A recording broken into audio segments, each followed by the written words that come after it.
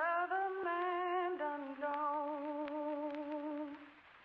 Another man done gone from the county from another. It's Jax. What up, Dallas? Let's go. Martin Luther had a dream, but Freddy Krueger had a Ruger. Ex-Malcolm out the picture, so now we back to the future. Now we back to these losers embracing death like they used to. Poking out they chest, but listen, son, now you leaking that future. So who's the shooter? Is it your man? Or was it a fan? Or was it a stand? I would beg to differ. In hindsight, I bet you he said he was not a nigga. Plus Biggie Smalls was just minding his business, yo. Smoking an Optimo. Somebody got to drop the homie Biggie has got to go. And they couldn't stop it, no. I wish that they could. Yeah, the world needs change, but man, I wish that we would. So why the long frown? A man harmed from a 4 pound. His blood ripples on the floor from the war sound. His mama sitting at the wake, hoping the Lord's found. Another dead, another gone now. Damn. Another man done gone. Another man done gone from the county from another. George Eliot said that it's best to be what you wanna be. Fucking do what you wanna do, so I do what I wanna do. Bet you did it to floss. Bitch, I did what I wanted. Bet you did it and lost. Bitch, I did it and won it. Shit, I'm never coming back. Listen, I just wanna rap. Gee, I told you all of that. On about a dozen tracks. I don't give a fuck. I just wanna rap. Spitting fire on this track like a fucking Thundercat. Plus this mic is bleeding rojo. This shit is a no-no. Rolling in that low-low. Plus I'm from that Baltimore. Need a folk smoking on my logo. Ready for the wall and we so silly with the flow. Somebody got a rope. Heard the lanes and I swear they so too much love for the fame just to go broke. You said think I had the rap game in the chokehold. Never think I got the whole world in a rope though. Gotta think of damn dog, you crazy. Is he the next Jay-Z? My crystal ball is hazy, but I don't know, maybe. Well, welcome back to the Insanity Check podcast. It is Chris here, your host of the weekly Insanity Check on the MTR Network. And I have joining me someone who's no stranger to the show. I have Justin from 3/5 Podcast. What's going on, man? How's it going, man? How's it going? Oh, man. No, it's good. It's good. It's just been a lot going on, man.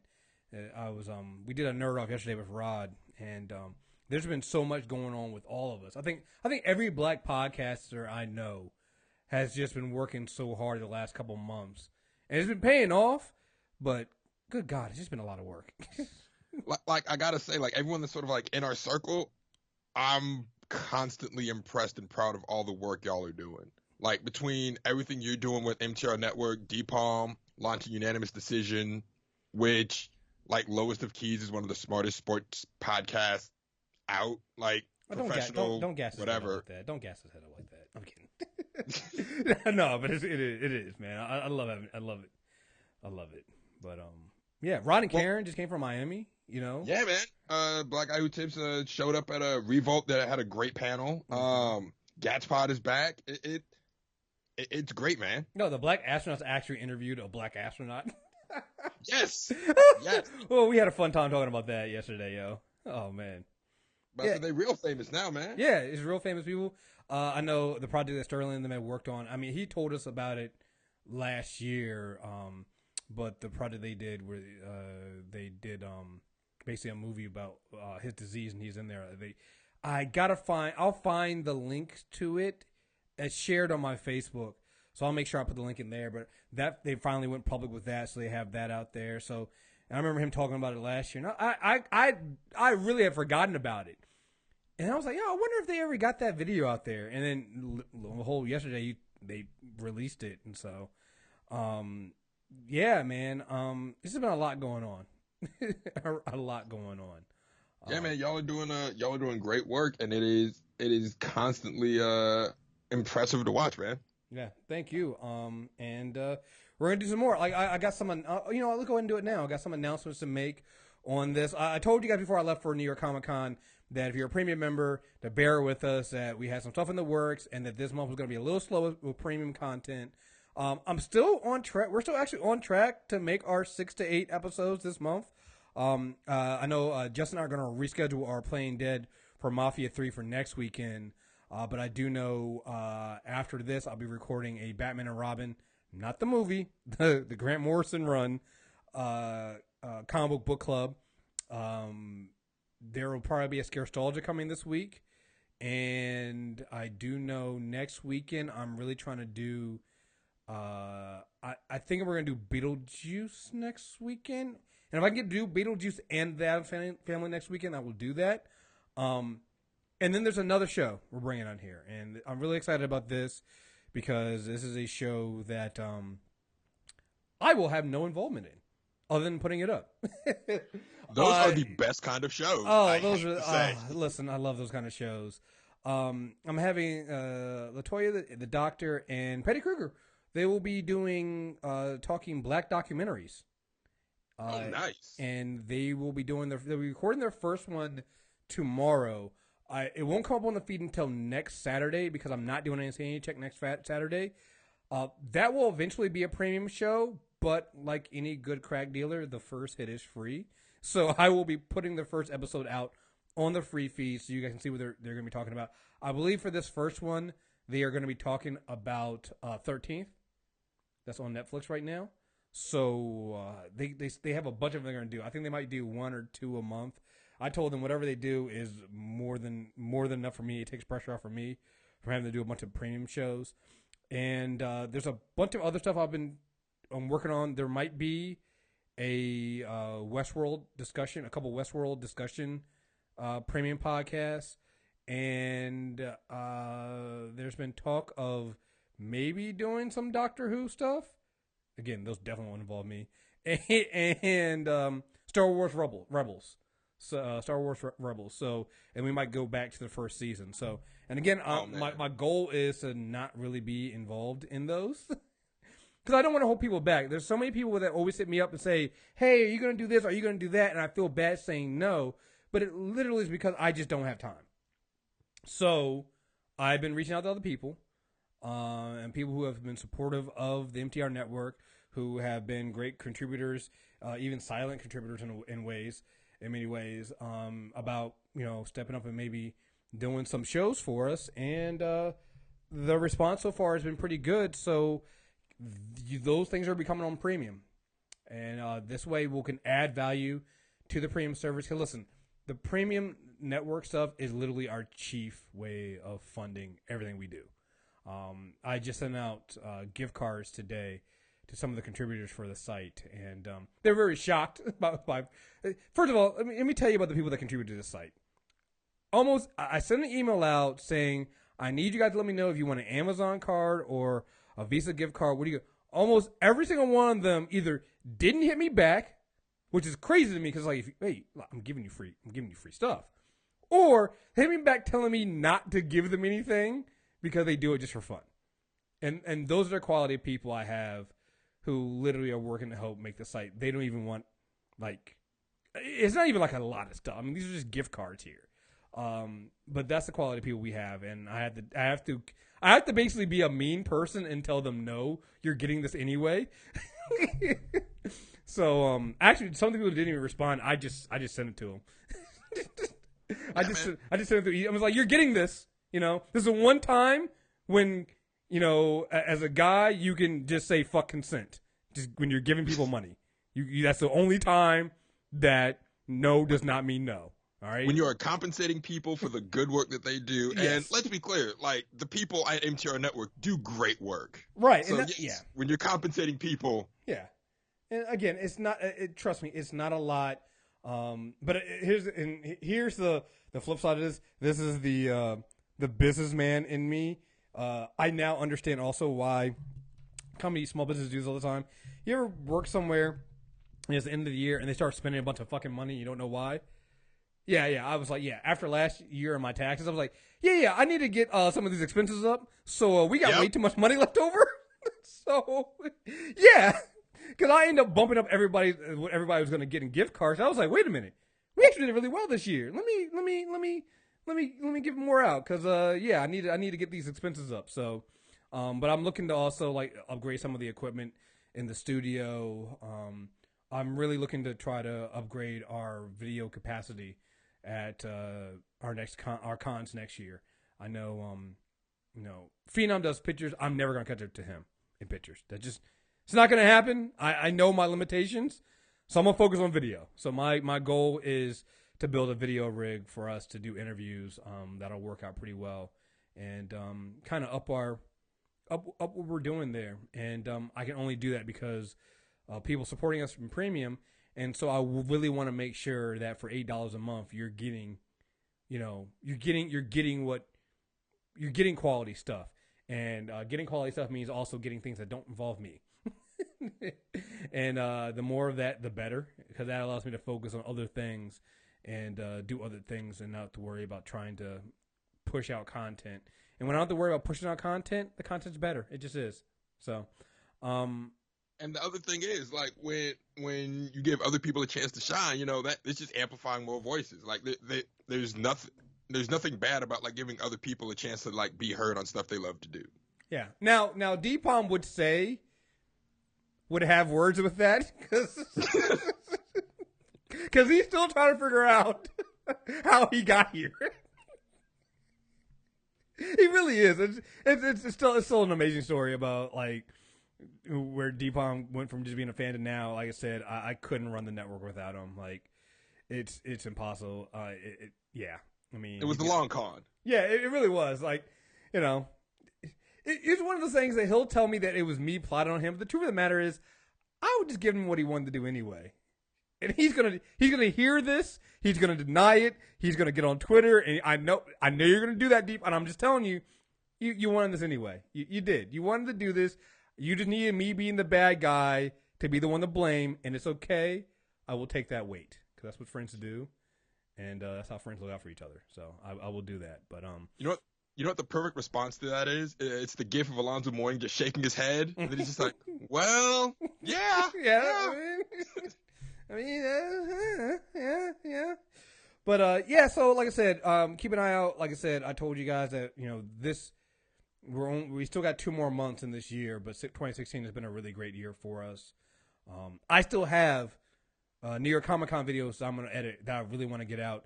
Some of them I'm going to wait, like the Expanse ones are probably going to wait until that comes out next year, early next year.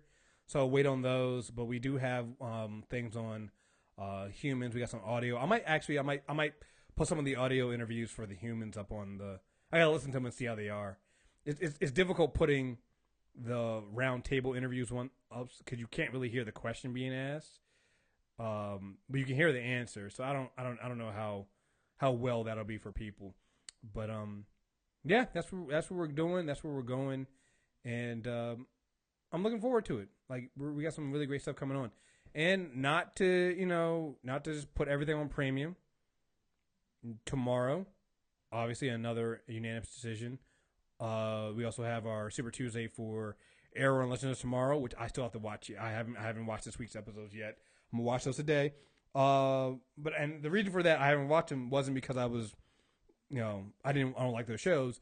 It deals with the character corner we're doing tomorrow. Also is on the Justice Society of America, and since the title episode 2 of this season of Legend of Tomorrow was called that, I kind of wanted to do it all together. I kind of wanted to get some of my research together first, then watch the episode, compare those two, put all this stuff together.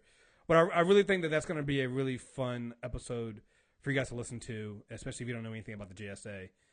We covered a little bit of them when we did Black Adam, so we'll go from there. So, yeah, I think that's it. Get some sponsors, and we'll get right into this episode. This show is being sponsored by Susan Berry of the Poole Law Firm, which is located in Silver Spring, Maryland. Susan Berry and Troy Poole are excellent attorneys in the Maryland, D.C. area. They are from the D.C. and Maryland area, so if you're in the DMV, please check them out.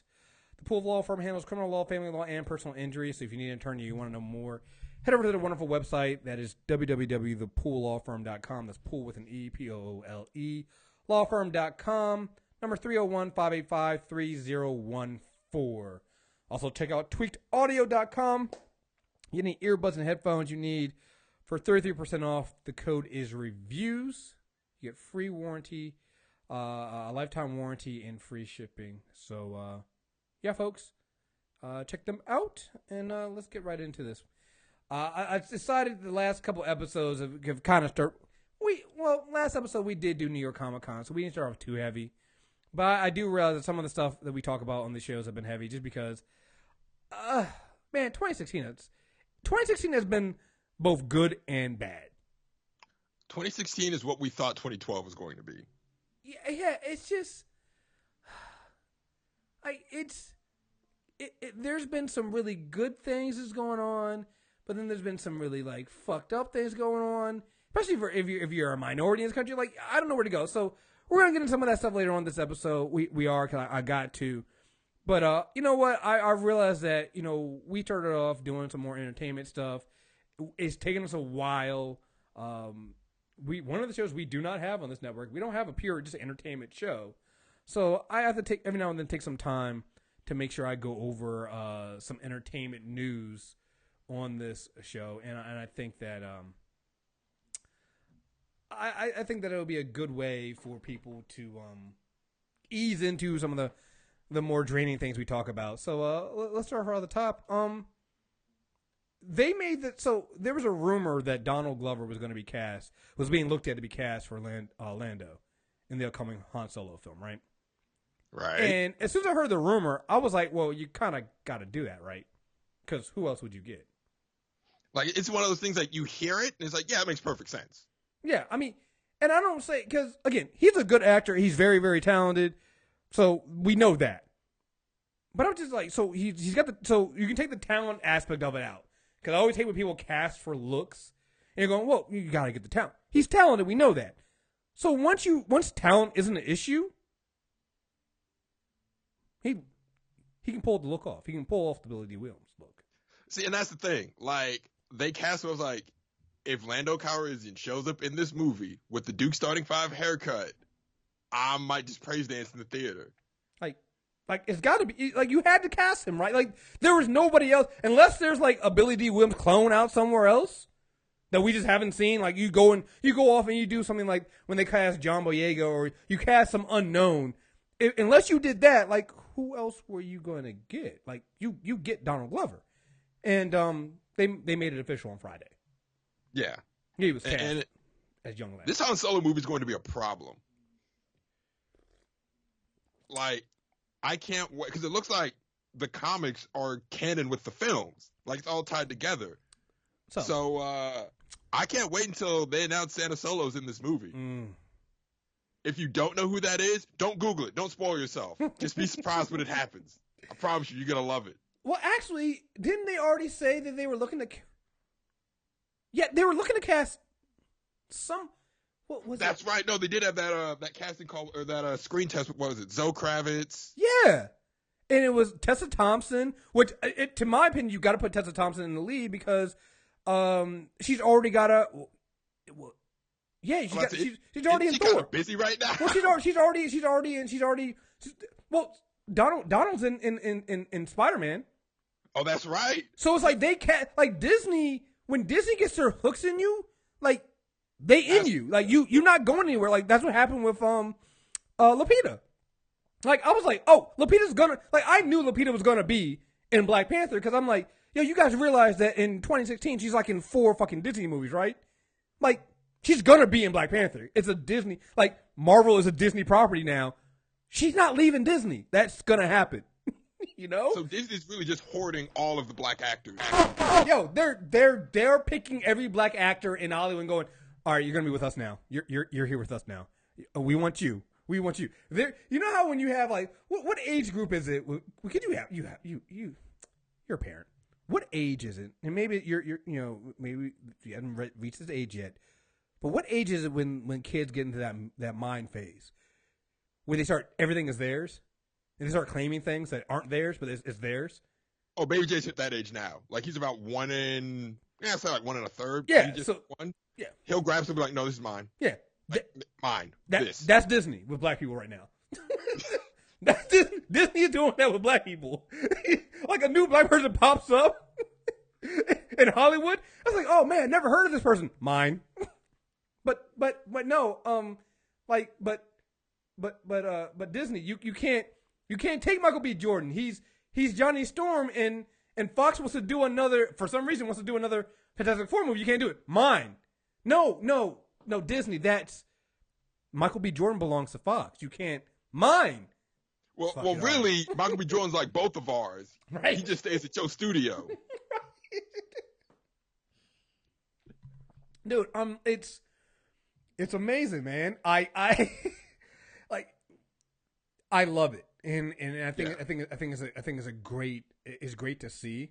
And this is why I go to say, hey, Disney's been that studio that, as much as we talked about diversity and inclusion in Hollywood, Disney's been listening. They've been quietly listening and doing this. And even when they mess up, I look forward to seeing what they change. Like, there was a whole outcry that came out about the new live action Mulan movie, and there was a rumor that going around that it was going to be centered on a white guy. And I was like, wait, who's making the movie? They were like, Disney. I'm like, yeah, that doesn't sound right. I don't think Disney would do that. They seem, at this point, too woke for that. So I need to hold off. And it turns out that apparently what they did was they got like the early screen treatment that did that, but the script, they completely changed it. And so now they're basically casting, mostly, if not all, an all Asian cast and looking for an Asian director. But compare that to Sony, who I believe is also making a Mulan movie, and they got a white guy to direct the movie. Yeah. Like, I heard the rumors about Mulan. I was like, there's no way Disney Studios has Ming-Na Wen on payroll, actively on payroll, and they screw up Mulan. Come on, yeah. Come on. Like, they have Mulan still on payroll. They're not gonna mess this movie up. I was just like, God, listen, I at this point, when dragons like that happen, I kind of let them happen, because here's the other thing too. It's like, hey, we got Doctor Strange and Iron Fist coming out, so I'm like, okay, you know what, you guys do need to work on some things here. So I allowed it, but at the back of my mind, I'm going, guys, I don't think that movie is gonna be like what you guys think. I don't see them doing that, and they didn't. They came out almost immediately and were like, oh no, we're looking for all, we're getting an all Asian cast, and we're also looking for Asian directors. So yeah, and okay. If you had told me maybe 6-7 years ago that the best things to happen for Star Wars and Marvel would be Disney buying them, I would have laughed at you. Yeah. Here we are. Well, the best thing was that Disney buying them, and then Warner Brothers giving Alan Horn the Dorio. That too. The two, just, oh man, like it's crazy to me. I think that, again, this doesn't, and one of the things of this episode will be, hey, holding people accountable doesn't also mean that you can't support them and you can't, praise them when they do good. Yeah, not saying they're perfect. They still got issues. We see it all the time when it comes to, like, I mean, I think they're getting better at it, but like toy distribution and things like that. But like, it's to the point where I can almost tell when a movie there's a problem in the movie. I can be like, oh, that wasn't the Disney movie, was it? It wasn't. Let me see something. Who made? I'm looking at it now. Yeah. So remember that Kubo movie? Kubo and the two strings. Yes. It got good reviews. I wanted to see it. I honestly thought that they would have had Asian cast in that movie. Apparently, no, they weren't really cast in that movie either.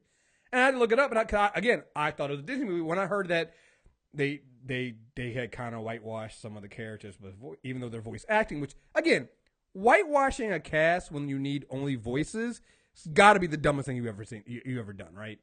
Like, who go to see an animated film because of the voice actors? Like, come on. So counter to that, and like also sort of supporting there's no need to whitewash it. The voice acting like carries it. Like, I think when you get to like your bigger animated films, like you might be able to, oh, this is Chris Rock voicing it. But like for projects like Kubo, it really does matter to have, Asian American or Asian voice actors to sort of tell that story. And I think that sort of matters, right? Like, yeah, having that authenticity in the voice matters. And especially matters to people listening, because it's like, just like we want to see ourselves represented, we also want to hear ourselves represented.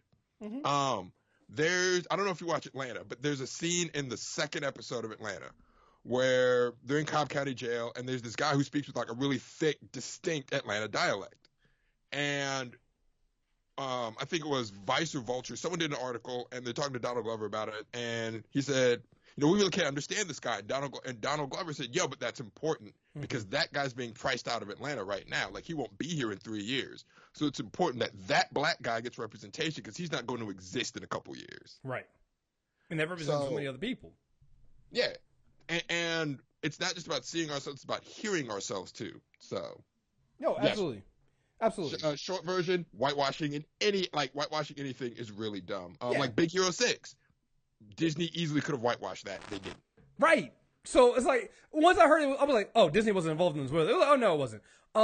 Another film that come out that I'm actually kind of excited for, was it Mona? The new one that come out with the rocket light? I'm really looking forward to that. I just got the email for the screener for that. So I'm going to try to make sure we get to that.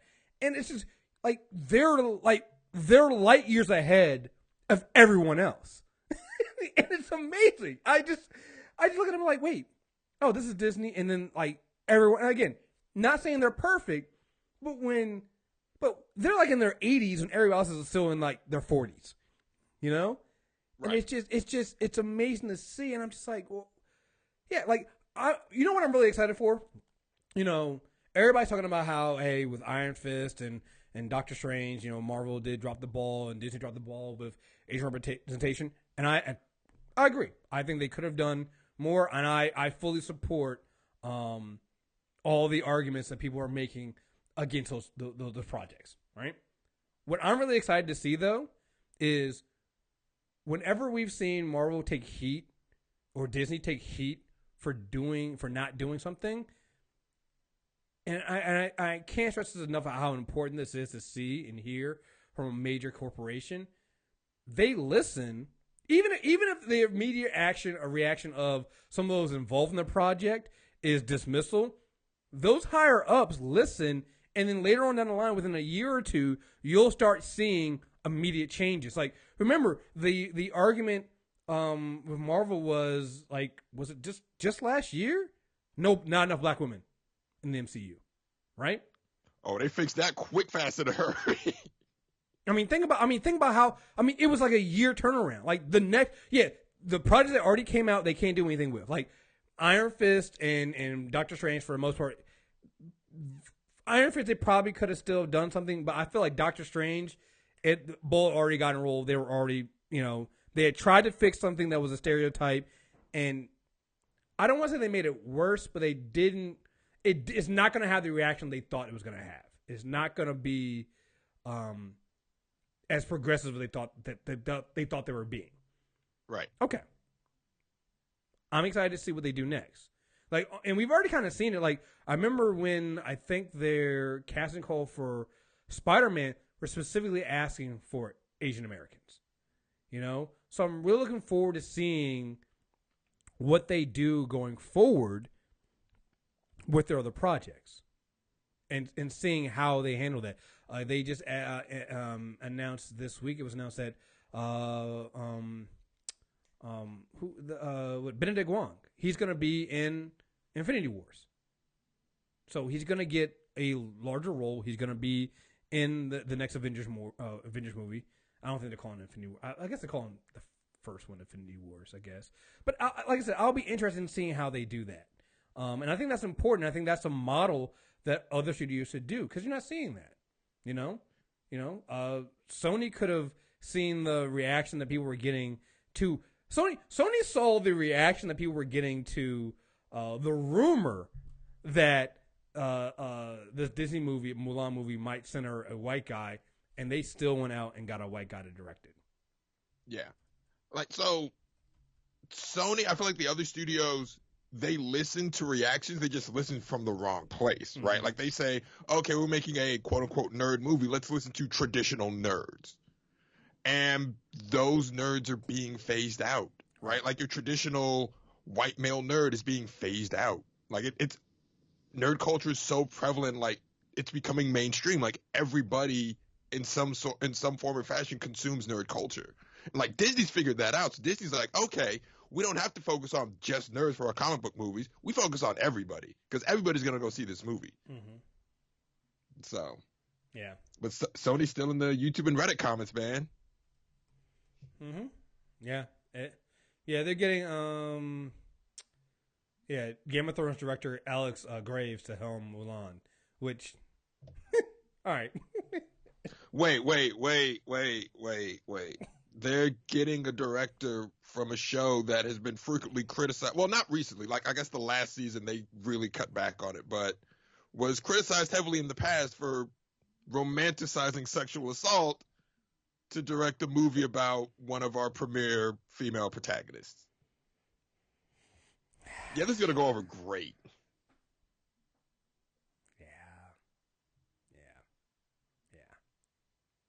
Good luck with that. The other problem, too, I have with this sometimes is, and I think it's probably the same thing, because the same thing happened to Warner Brothers in their Jungle Book movie. I think all of these movies come out after Disney does it, which, I'm sorry, but you don't go after Disney in this kind of stuff. You don't let Disney get a first crack at it and then come in and say, yeah, is anybody going to watch that Warner Brothers Jungle Book? Which, by the way, I completely forgot that. By the time Warner Brothers Jungle Book movie comes out, Disney's Jungle Book 2 might be coming out too. Because I think they approved the sequel. So, I mean, it's about, what, a 2-year turnaround on most of these movies? And I think Warner Brothers movie got pushed back to 2018, which means by the time your first one's coming out, Disney's already making a sequel to a movie that made $1 billion. Like, their movie made $1 billion. Like, why even go forward with that? It's not gonna work. Oh, I mean, man. Never mind. I was about to say something mean about how they tried to get ahead of it with Batman vs Superman and going before Civil War, but that didn't help. No. Speaking of just getting out of Disney's way, how about that Rogue One trailer, man? Bruh. Okay. You brought up doing a Star Wars Rebels show, right? Mm-hmm. Throughout, and I didn't realize this until I saw someone did like a great post on Reddit. If you go back in seasons 1, 2, and 3, they scatter Rogue One hints throughout seasons 1, 2, and 3. Oh, wow. And I saw the trailer. I was just like, George Lucas has to be kicking himself. $4 billion sounds like a lot of money. That's probably more money than I'll ever see in my lifetime. Right, but no, it's no. They robbed that man blind. They're gonna make it back out for 2 movies, yo. No, they made it back out for 1 movie if you count merchandising. True. Yeah. Like, Rogue One is going to be flames, and like I love what Disney's doing with Star Wars. Like, every other year we get like a main episode 9, 10, 11, or 8, or 7, 8, 9, and then the off years we get sort of the side stories, like what happened between episodes 4 and 5? What about Han Solo's origin story? Like, oh my god! And Rogue One looks so dope. They got my man Donnie Yang out there. Oh my, Yeah, I mean it looks amazing. I can't wait. This goes back to something else you said. We were talking about casting Donald Glover, about how they're really kind of following the stories in the comic books. I remember, again, this is why sometimes you can't panic. I've been trying to get better at this myself, which is going to sound hypocritical when I get into another topic later on in a few minutes. But sometimes you have to trust the people in charge, and that they know what they're doing. Remember the outcry when people said that they were when Disney said that they were going to not count the extended universe stuff, or most of the extended universe stuff, as canon, and people lost their minds? Well, now I see why. Because they're making their own. And the best part, they've picked. So when that happened, the biggest outcry was, "Oh my God, we're not going to have Grand Admiral Thrawn." He was a character from the books, insanely popular. He sort of takes up the mantle of the Empire after the second Death Star falls. He's in season 3 of Rebels, and he's terrifying. Yeah, man. I think I think we're okay with this. It's one of those things that sometimes you gotta trust the people in charge. This kind of goes into the whole thing with Remember, there's another premature death people were saying when, Marvel's trying to get back on Fox for their X-Men movies, so they're canceling the X-Men books. I remember that. I remember sitting on the internet listening to everyone say, man, I can't believe they're killing off the X-Men. I'm like, yep, you're right. They're killing off the X-Men. You're absolutely right, guys. Yep, that's totally going to happen. Totally going to happen. Dude, aren't they bringing back blue and red, yo. Blue and gold, yo. I'm about to say, they're bringing back the gold team, dog. Like the blue and gold teams, man. Come on, dog. What does D-Palm say on the show every time this comes up? What is the highest selling comic book? Or what is X-Men number one? X-Men number one. It's never going away. You can't. I mean, there's a reason why Fox keeps making the X-Men movies because people still see them. They'll make X-Men Apocalypse was terrible. Like, I won't even call Days of Future Past or First Class terrible. Apocalypse was a terrible movie. It still made $500-600 million, guys. Yeah. Because the X-Men are cultural icons. Yes. They're staples in, I can't even say American, in the world zeitgeist. No matter, I mean, and listen, I think what Marvel is doing in the comic books with the Inhumans is very noble. I don't go as far as some people say it's terrible. I can't. But they'll never be the mutants. They just never will be. No matter how good they are, no matter what they try, they'll never be. The mutants will always be, our first love, if you will. So it's just right. Calm down. And the same thing that happened with Fantastic Four when people were trying to say the same. The Fantastic Four are going to come back.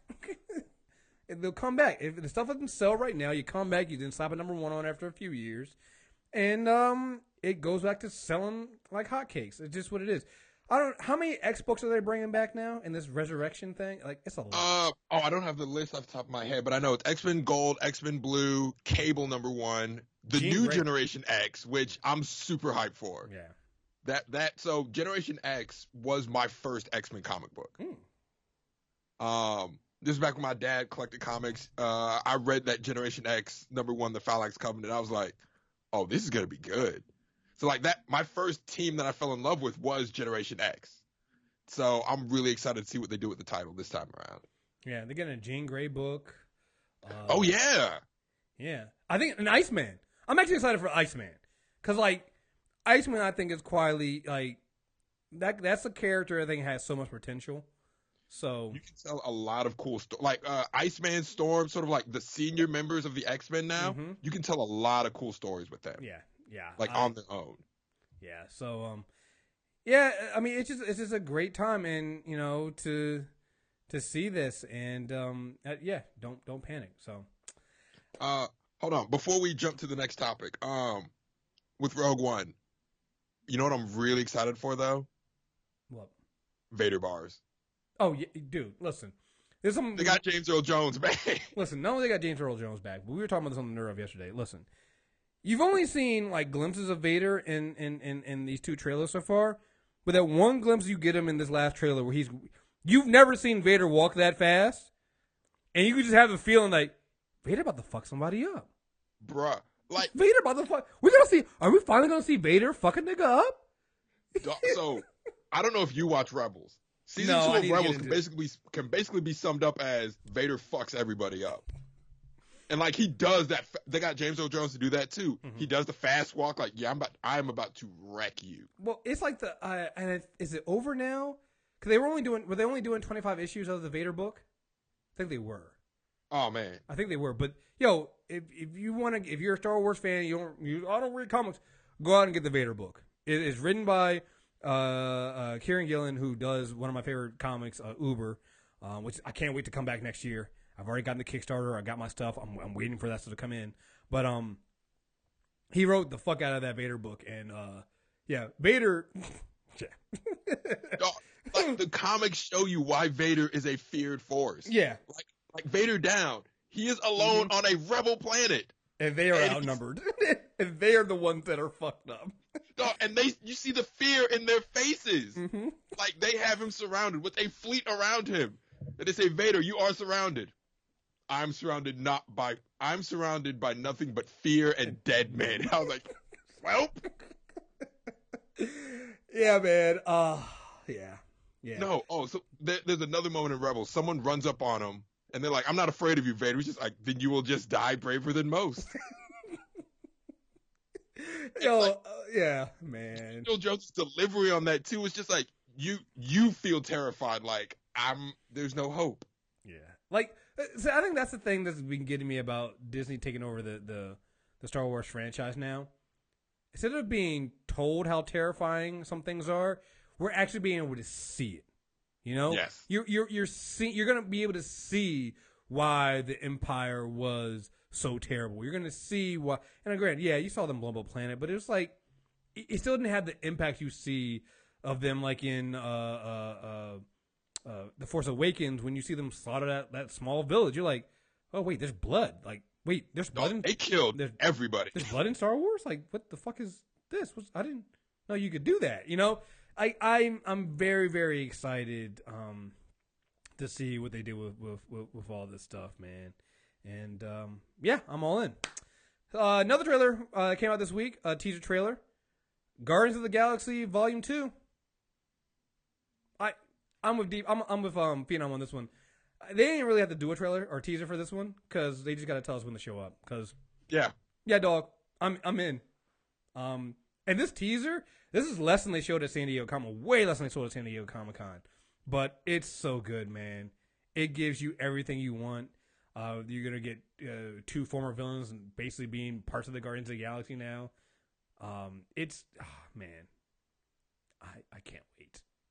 Like, I'm in. Like, I'm going to try not. Well, I don't have to worry about this because Marvel, the way Marvel cuts trailers, they really don't show you much. Like, yeah, we know Yondu's in the movie. We know Nebula's going to show up. We don't know what they're going to do. Right. We know Baby Groot is there. Barely. Like, they barely showed him in this. You just get him peeking over Rocket's shoulder. I mean, it's just. Yep. You know, you know what sold it for me though? Forget everything else they showed us. What sold it for me was a conversation between Drax and Peter. Yes. No, you need to find a woman who is with no morals like you or something like that. Like Peter's like someone who likes to dance, someone who is as pathetic as you are. Yeah. He's like, do you need a hug? No, I don't. Oh, I'm giving you a hug. I said no. I said no. Like that right there just told you everything. Like they could have just shown the title and that scene alone, and we'd all be like, all right, cool, yeah. We're back to where we were. Back to same old Guardians of the Galaxy. I'm in. Let's do it, right? Oh man, like that's like you said. That's how you cut a trailer, a teaser. You know, a minute and 10 seconds. Not even 2 minutes. Just I'm in. That's what we're gonna do. Let's do it. You know, gotta love that shit. And the best part, you don't have James Gunn coming out explaining why Baby Groot is a baby. Like I think that's the best part of this. And what you're referring to is, so the other thing we got, and I think because Marvel's some assholes, they dropped the poster and then that teaser for Guardians of the Galaxy because I think they knew Fox was going to drop the teaser for Logan. Yeah. Which is the next Wolverine movie, which, God damn it. I think they probably should have called it Wolverine 3 just because if you don't really pay attention, you probably would have never known it was a Wolverine movie teaser. Yeah, like you just assume, okay, it's The Last of Us. Because they use the same music from The Last of Us, Johnny Cash. It kind of feels that way. What the fuck, man? Like, remember when Deadpool came out? And we were talking about, and James Gunn was actually one of the people that said this. He even predicted, he was like, yo, I think studios aren't going to learn the right lessons from Deadpool. And immediately after that, Fox announced that Wolverine 3 would be R-rated. And people cheered, and I was like, God damn it, James Gunn was right. Fox did not learn the wrong lesson. You did not learn the right lesson. But the lesson of Deadpool was not make it R-rated.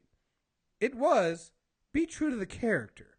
And I think Fox didn't understand that because they don't understand that Deadpool being true to the character is to kind of make fun of the superhero genre.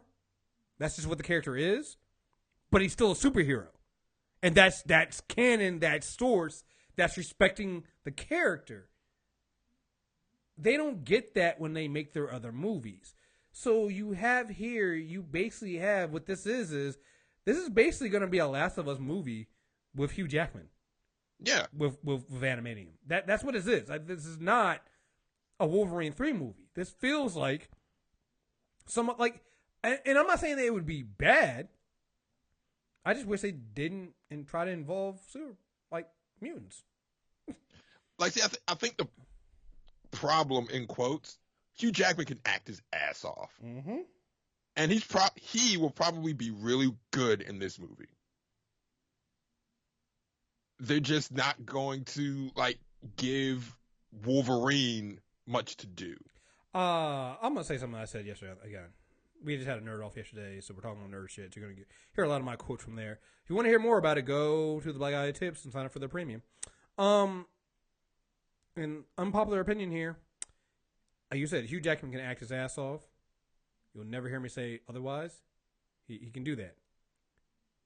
He has not been Wolverine since 2000.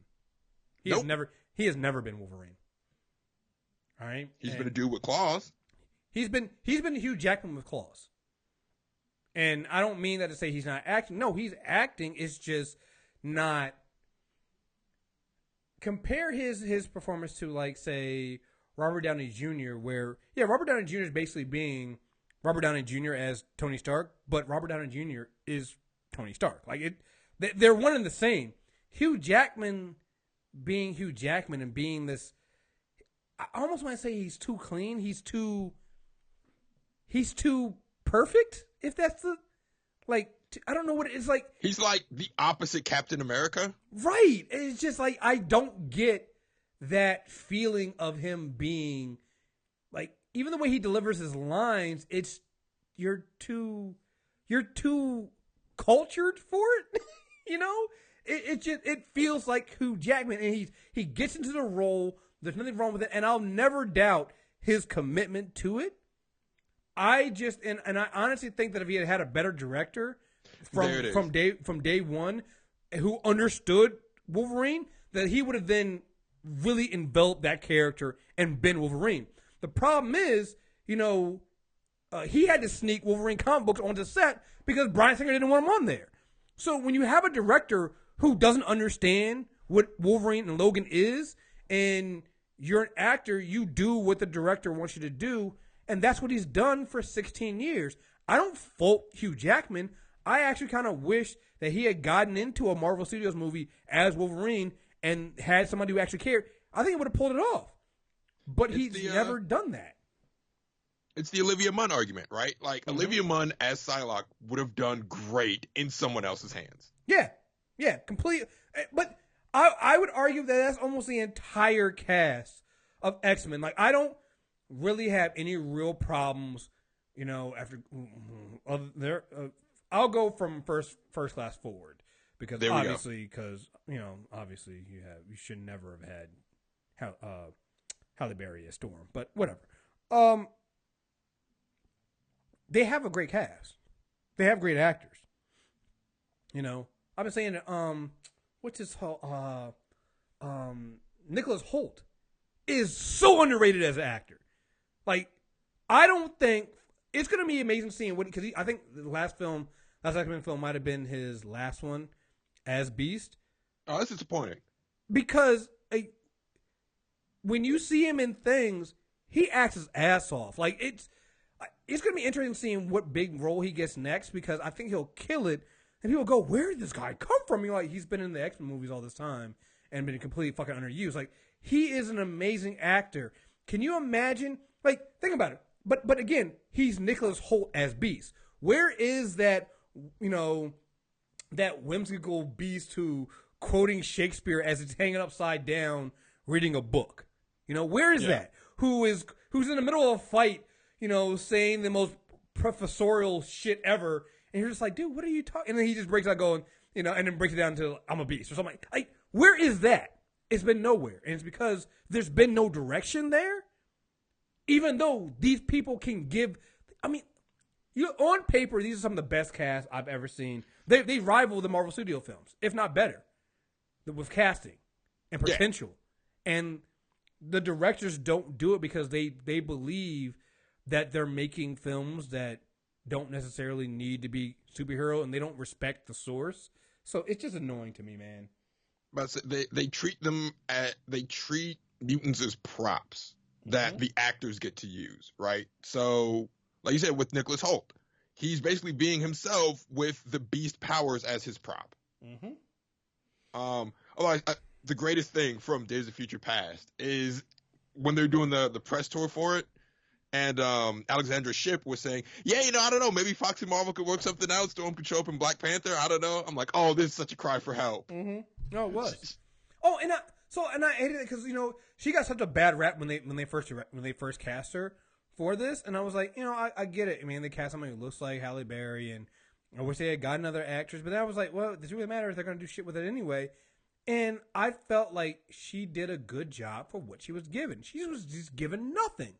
And I'm just like, that is so disappointing because, you can just, who is the girl who played, the woman who plays Sansa on Game of Thrones, who ended up playing Jean? I know who you're talking about. Her name escapes me at the moment. But yeah, I know exactly who you're talking about. She can act. She acts as fucking sass all the time. And people don't like her, but you don't like her because it's like the character's unlikable.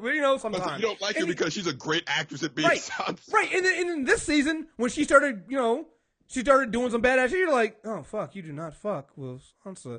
Like, she can act. Didn't give a fuck about her in Apocalypse. Why? Given really nothing to do. I mean, there's all these people that they have. They don't give anything to do, and it just makes a bad movie. So going back to this trailer, I watched it, and I was just like, oh, you're not going to pull this off right. But forget all that. I can't even stand the fact that they're breaking their own rules in this movie. The Wolverine 3 director decided, and it's never good when you have to do this. Earlier this month, 20th Century Fox finally unveiled the official title for Wolverine 3 is Logan, or releasing the first poster. Many fans noticed that Wolverine's hands were scarred, which is quite unusual since his mutant healing factor powers don't leave scars. Because again, you've gone through 16 years of movies where you show Wolverine getting shot with bullets and there's no scars. Now the first trailer has been released. Director James Mangold finally spoke out about Wolverine's new scars. Many fans believe that the story will be based on the Old Man Logan comics, which I haven't read them, but I think no, Rod said don't do it. They're not. Don't do it. They're not good. I've never been. I looked at it and was like, okay, whatever. Like you hear it and it sounds like there's a potential story to be told about an old man. They're actually doing it in Marvel now about older Logan. There are stories to tell with an older Logan. Old Man Logan is not that story.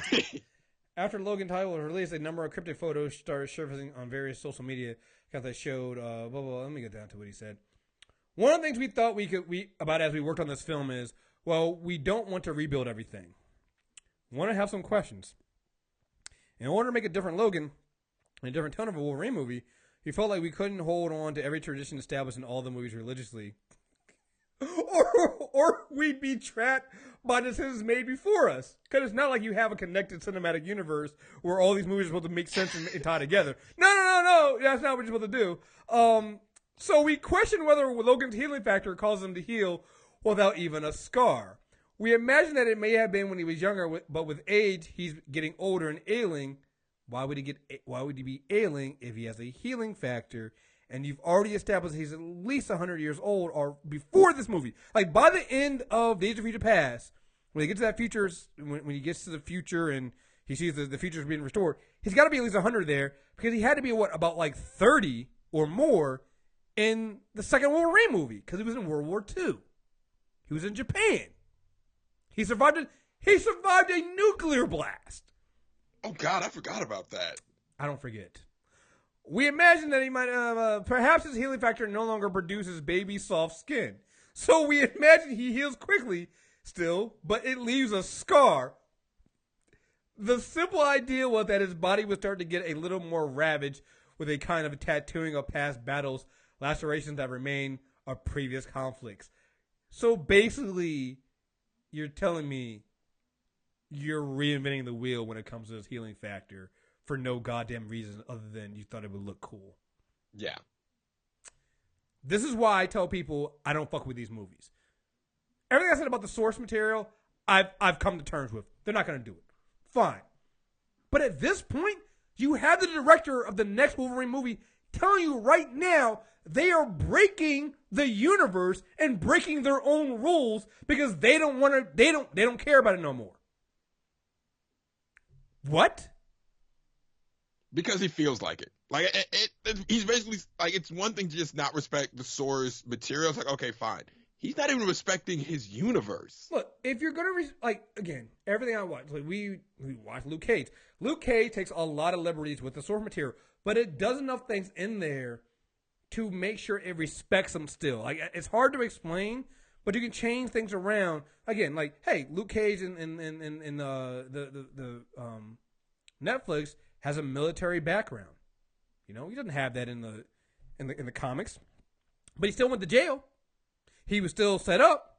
He was still wrongfully, he was still he still broke out. I mean, it was still enough there, and by changing his background, you kind of take away some of the problematic stuff from the blaxploitation era, and you also kind of explain how he can fight.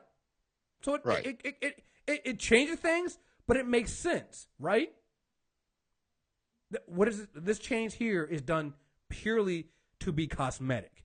It's done purely so they can show, oh yeah, we have an older Logan now, and he's what? No, wait, what? And the thing that gets me is, so we imagine he still heals quickly. So if you were saying that his healing factor is maybe taxed now, or it's been, he's getting older, so it doesn't work as it used to, then wouldn't he heal? Then tell me he heals slower, and that's why he has scars. Like, their explanation doesn't even make sense for what they're trying to do. There is a way to find, if you want your Logan to have scars, just say, after centuries of constant combat, his healing factor has slowed. Done. Boom. That's it. Well, and that explanation would have worked, because then you can say, okay, he has been fighting since World War II. It makes sense that this eventually, like everything else in the body, it breaks down. Yeah. But he's saying, nope, he still heals fast. I just want him to have some scars to go with it. Oh, really, what gets me is we felt like we couldn't hold on to every tradition established in all the movies religiously, or we'd be trapped by the decisions made before us. This is what happens when you don't have somebody at the top making you have decisions and putting things together, like Kevin Feige and everything like that, or even Jeff Johns over there at Warner Brothers. I mean, say what you want, and you might not like the direction they're going, but they'll find some way of. I guarantee you, they'll find some way of answering those questions. Yeah, like we may not like the direction of the Justice League movies, but there's a direction, right? Like, this is telling me it's a free for all. I mean, I think I also read that this movie takes place in 2024, which again doesn't mean, why would it all of a sudden, like, what happened between the end of Days of Future Past and 2024 to make Logan all of a sudden be that old and scarred, and his healing factor all of a sudden no longer work? All right, what happened there? What happened? Why is Charles Xavier still alive? You're gonna hate me. No, I saw what you were saying on Twitter. He's not really alive. I'm gonna tell you why. I'm gonna tell you why that's false. There's a scene where, I don't know if it's X-23 or not, whatever the clone is, or whoever the little girl is, and Logan there, and it looks like they're burying something. They're burying Charles Xavier. Like, I know. Because they're looking. Oh my god, that's even. They're looking at Charles Xavier out. Okay. They're looking. No, go back and watch the trailer. I'm telling you right now. Go and watch that trailer, and see how much Charles Xavier is basically riding around as Wheels and a Leg Man in this car with Logan. All right. All right. He is. All right. They had the dinner scene with the girl and Logan and Charles there, and there's a scene in the teaser where they're both clearly they've dug a grave and they're looking down at something, but it's just the girl and Logan. You tell me who that person could possibly be to have them both look that sad. It has to be Charles Xavier. Then how is Xavier still alive? He's like, no. What I'm saying is, in the movie he dies, and they put him in the grave. What I'm saying is, how did he live to 2024? Because he's 60. Oh yeah. They're probably gonna say he was in stasis or something like that. Okay, sure, whatever. Psychic stasis. Because fuck it. Whatever. Yeah, they're gonna make some shit up. because you couldn't put anybody, you couldn't put like an older black woman in the movie with Logan, make it Storm, because it's not like you kind of did establish that at one point that they did have a religion, and couldn't do that. That wouldn't have made it smarter to do, and then you could have two people with powers and not somebody who can't walk. But no, we didn't want to do that, and we're gonna okay. And see, that would actually be fine. I get it. Sir Patrick Stewart is an amazing actor. You cast him in any way you can. Cool, I get that. If you had included an older Storm in this movie, then you have Logan trying to care for somebody and he doesn't know how, and you have Storm who eventually takes over the Xavier Academy, the Xavier Institute, trying to impart wisdom on him, saying, yo, this is our charge now. Like, we're here for the generation after us. Fox just hire us. Like, that's a story right there. And it ends, and you can have Storm telling Logan, you know, when I was a little girl, I was told a story about old men who plant trees, not for the shade, not old men that plant trees, not to enjoy the shade that they will provide, but so that they can provide shade for their children. That's what we have to do, Logan. Like, there's a story there. But whatever. This is fine, I'm sure. Yep. So, all right, that's what we're doing. So, apparently they're having the Reavers, I guess that's Caliban. If it is X-23, that girl, because, you know, in the end of Apocalypse, which again takes place in the 80s, they kind of show that they're Mr. Sinister. I think Mr. Sinister is either going to be in the next movie or he's supposed to be in this movie, I thought. So how do you do Apocalypse before Mr. Sinister? Because you don't give a fuck about Source. But fuck that. Again, I'm not trying to, you know, that's stupid, but whatever. You're right. And you've already killed Apocalypse anyway in the 80s, but, you know. So you have that. So you're telling me it took Mr. Sinister 40 fucking years to clone fucking Wolverine? You're telling me that's what happened? 40 fucking years? Okay. They don't care about their own timeline. Nope. Timelines don't matter. And again, we're going back to the future where you already did that in Days of Future Past. And you're going back to basically looks like a dystopian future where things are fucked up and have gone to shit, but you already did that in Days of Future Past. Sure. Wait, so what's the time difference between when Days of Future Past happened and when, you know what? No, I'm not going to think about how their timeline works because they don't care how their timeline works. So why should I? You're thinking way too much about this. Oh, another thing too is, why does Charles Xavier have hair now? How else are we going to show how a bald guy is old? Yeah, it couldn't be the white in his beard. Couldn't be. Yeah. He literally, and it was like, yo, it's like, because the top of his head is still bald. So it's like, so you're telling me that he just, like, what? But his hair, like, why would his hair all of a sudden start growing? So are you telling me all the other time that Charles Xavier was actually shaving his head? Like, what the fuck is going on? What? But no, he couldn't have been shaving his head because we saw how he gets bald in, what is that? In Apocalypse. Yeah. Also, I love the fact that, I mean, I know that they're doing the Old Man Logan thing. They were never going to put him in his original costume, but they couldn't even put him in the Old Man Logan costume. They put him in a fucking 2-piece suit, dog. Like, oh, they gave him the Joel from Last of Us, the flannel, the dad jeans. Yeah, I'm not excited to see this movie at all, guys. Yeah, fuck this movie. I'm sorry. This goes against my rule I had earlier about giving things a chance. I've given Fox 16 years of chances. No, fuck this movie, guys. Well, so that's the thing. You have given them a chance. Yeah, They've just disappointed you for almost 2 decades. You're right. You are right. All right. Moving on. All right, let's get into some more not fun entertainment shit. So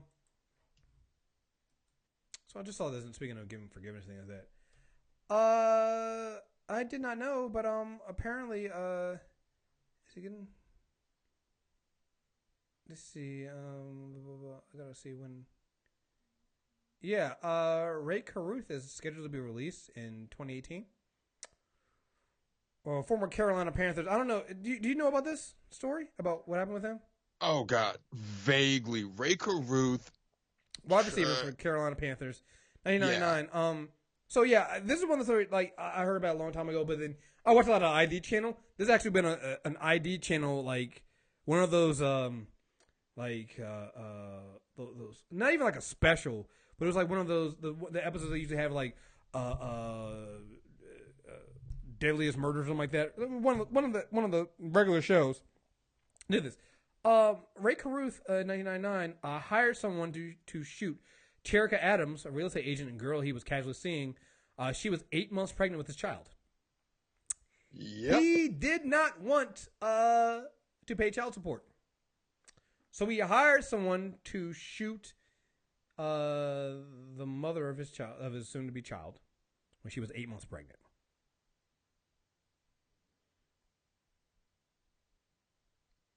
And she died. I'm about to say, if I'm not mistaken, she died, but the baby survived with complications, right? Yes.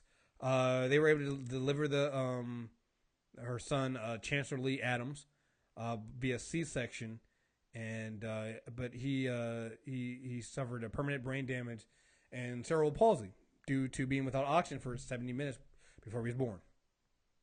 So, but he's scheduled to be released in October 22nd, 2018. He was sentenced to 18 to 24 years in prison. The reason why I'm bringing this up is the woman he shot, her mother, is taking care of his son, and this is one of those heartbreaking stories. She's basically saying that apparently he's never met his son, and nope. So she's talking about taking his son and greeting him when he comes out. And at first I was like, oh man, it sounds fucked up, but it's like you can never judge somebody who does this. I mean, I can only think of what I would do. I was like, I would never want to do something like this. But hearing her speak, it's just, I mean, it's heartbreaking. Let me see if I can play. Well, what I anticipate upon Ray's release is that we will be there. You know, I'm hoping that I'll be able to make contact with him maybe by next year, so that it won't be a total surprise to him, because I'm not trying to just corner him, and I want him to know that we want to be there. So the last time I had tried to communicate with him, the letter was returned because he's moved, and I just get caught up with life. So I haven't just made that a high priority right now to contact him, but I'm saying as time is winding closer to the release date, I'm hoping that at least within a year from now, you know, we'll be able to make some contact and establish maybe a good communication. I'm always a little on the optimistic side, so I'm hoping that we will be able to go there. I don't know what Ray's plans would be. You know, I'm just guessing that maybe he would be going back to California, but I would like for Chancellor and I to be there so he could, you know, officially meet his son. And even if it's for a few minutes, just have an embrace with his son, and you know, maybe I can just talk to him and tell him some important things about what his son, where he is in life, and maybe establish, you know, a closer rapport with him so that we can have an ongoing relationship. You know, I'm not thinking that we're probably going to start out being the best of friends, but, you know, I think it can grow to that. Forgive. Oh, okay. Like, a couple things that got me with this. One, this is not like with the, like when the Charleston family victims went to court and forgave, what's his name, Dylan Roof, you know, and they were trotting him out there. Oh, see, they forgave him. This is feel like a little different. Like, she's been raising Ray Carruth's son.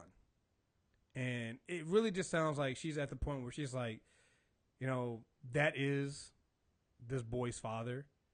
And with everything that's going on, it would be nice to at least try to get some kind of relationship going, right?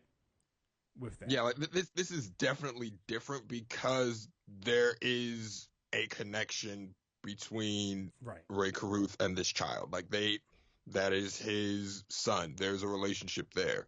and they didn't even they're not even saying like forgiveness is the end goal. Right. That they're just trying to give the father a chance to have a conversation.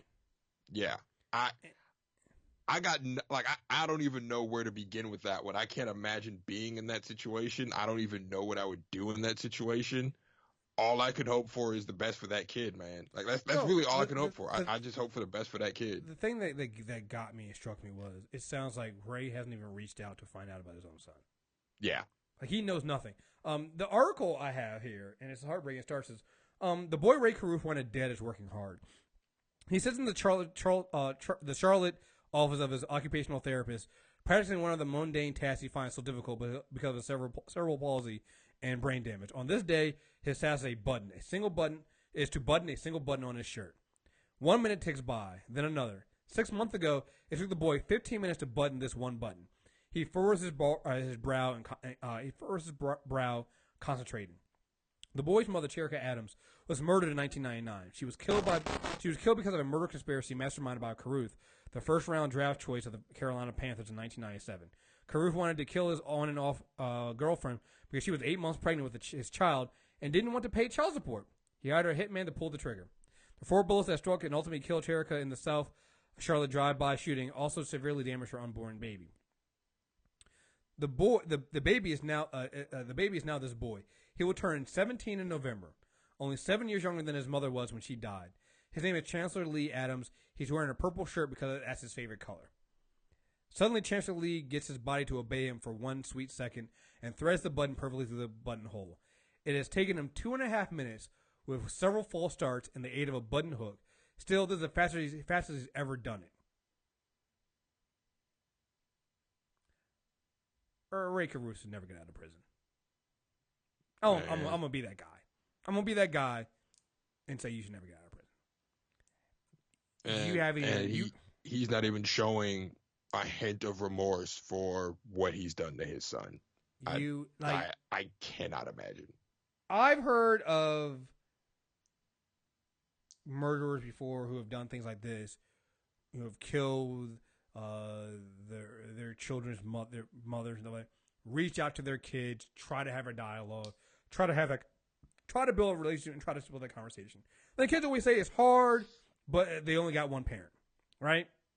Ray Carruth isn't even trying. Like, he doesn't care. He doesn't care. He sees Chancellor as an inconvenience, and it's always seen it that way because he did to. Like it is again, yeah. I saw this and I read this. I was seeing people talking about Ray Carruth this week, and I was like, "Wait, he coming out of prison?" I'm like, "What's going on?" And I saw that this was the article that came up with it, and yeah, man, it was heartbreaking. I'm like, how? Not only how do you do this to the mother of your child and to your child? Because he wanted both of them dead, and you haven't even attempted to seek forgiveness. Haven't even attempted to start that relationship. And then, to see her mother at least being the one to make the first steps.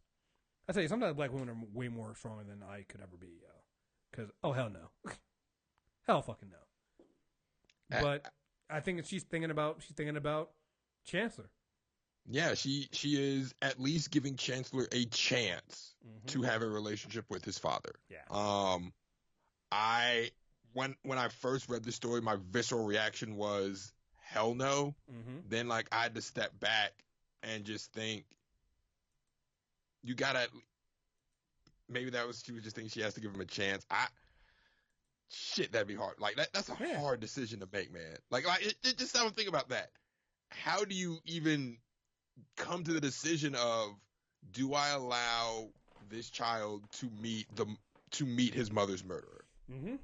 Like that shit, man, that's hard. No. I mean, that, and you can tell that it wasn't an easy decision for her either.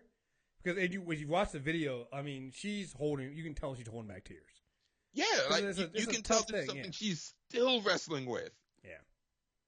So, and man, I hope for them that when they do this, and again, that Ray is open to to accepting them.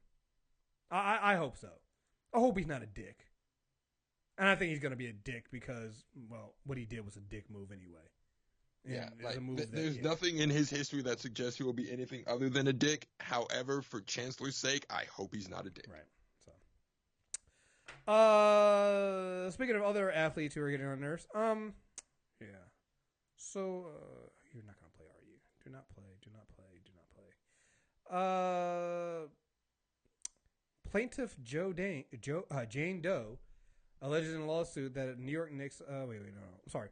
Attorneys for plaintiff Jane Doe, who is alleged in a civil lawsuit that New York Knicks guard Derrick Rose and two of his friends raped her, hammer the point that Rose said in a deposition he did not understand the meaning of consent. Oh, I'm sorry. This is the wrong article I'm going to read. I wanted to read first that the verdict came in on this. And there was a civil case against Derrick Rose for rape. Him and his two boys raped this woman. I'm going to keep saying it was rape because it was rape. All right? And we'll talk about why it was rape later on, but it was rape. Jury finds claim that NBA star Derrick Rose and two of his friends sexually assaulted a woman not credible. A federal jury in Los Angeles Wednesday found that a woman's rape claim against NBA star Derrick Rose and two of his friends was not credible, handing the man a victory in a high-stakes civil trial. Rose, 28, Randall Hampton, and Ryan Allen have been accused of breaking into a woman's Los Angeles apartment and having sex with her when she was incapacitated from a night of drinking, and she claimed being drugged by the men. After roughly 3 hours of deliberation, the panel of 6 women and 2 men rejected those claims. They found instead that evidence showed that the woman who had been in a relationship with Rose consented to the late-night encounter in 2013. The verdict was unanimous. I'm going to read some things that happened, because to me, the Derrick Rose civil rape case is, among other things, and I want to be very careful in saying this because there have been so much evidence and proof of rape culture in this, in our society. If you can't read some of the stuff that I'm about to read here and see what the fucking problem is, you need to seriously get some help. We couldn't make that determination. We couldn't have a definitive that she wasn't or was intoxicated, the juror said. The fact that a woman did not have her blood or hair tested for alcohol and drugs in the wake of alleged rape weighed heavily against her, the jury said. She could have done a number of things to prove that this had happened. She took none of those steps to prove her case.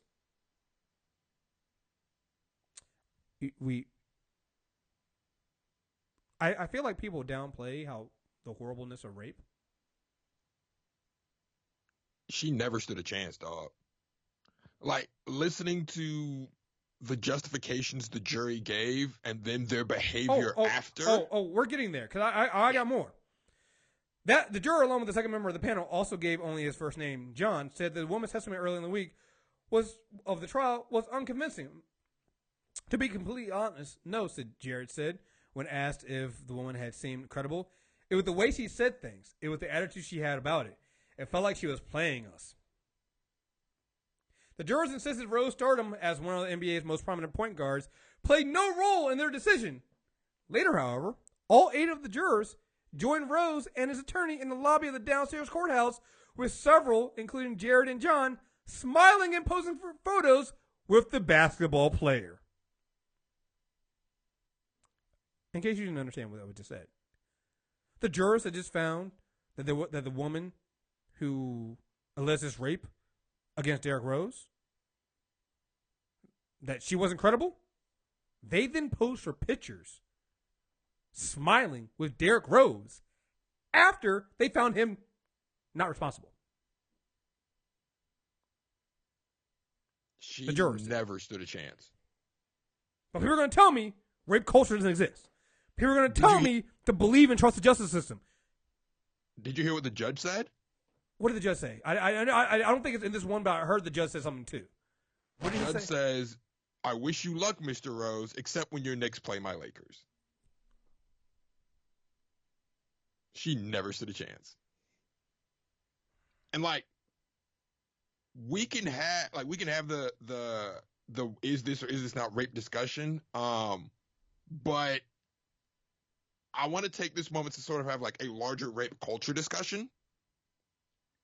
If you are a victim of sexual assault or rape and you watch that spectacle, a judge cracking jokes with an alleged rapist, and jurors taking selfies with an alleged rapist after they find him not liable in a rape, how the fuck does that make you feel? Like, do you feel comfortable at all in telling anyone, like not even going to the police about it? Do you feel comfortable telling anyone what happened to you? Do you feel confident that anyone will believe you? Like, all this has shown is that no matter what, you don't have a chance. Like, Derrick Rose admitted, I don't know what consent is. Oh, yeah. So I got that one there. That was the one I was reading before. Near the end of the teleconference, McCoy read aloud part of the deposition. Question: do you have an understanding as to the word consent? Rose: no, but can you tell me? I just want to know if you had any understanding. Rose: no. Derrick Rose had no understanding of consent. And that's not even the worst thing he said in that interview. Let's see. I have another one here where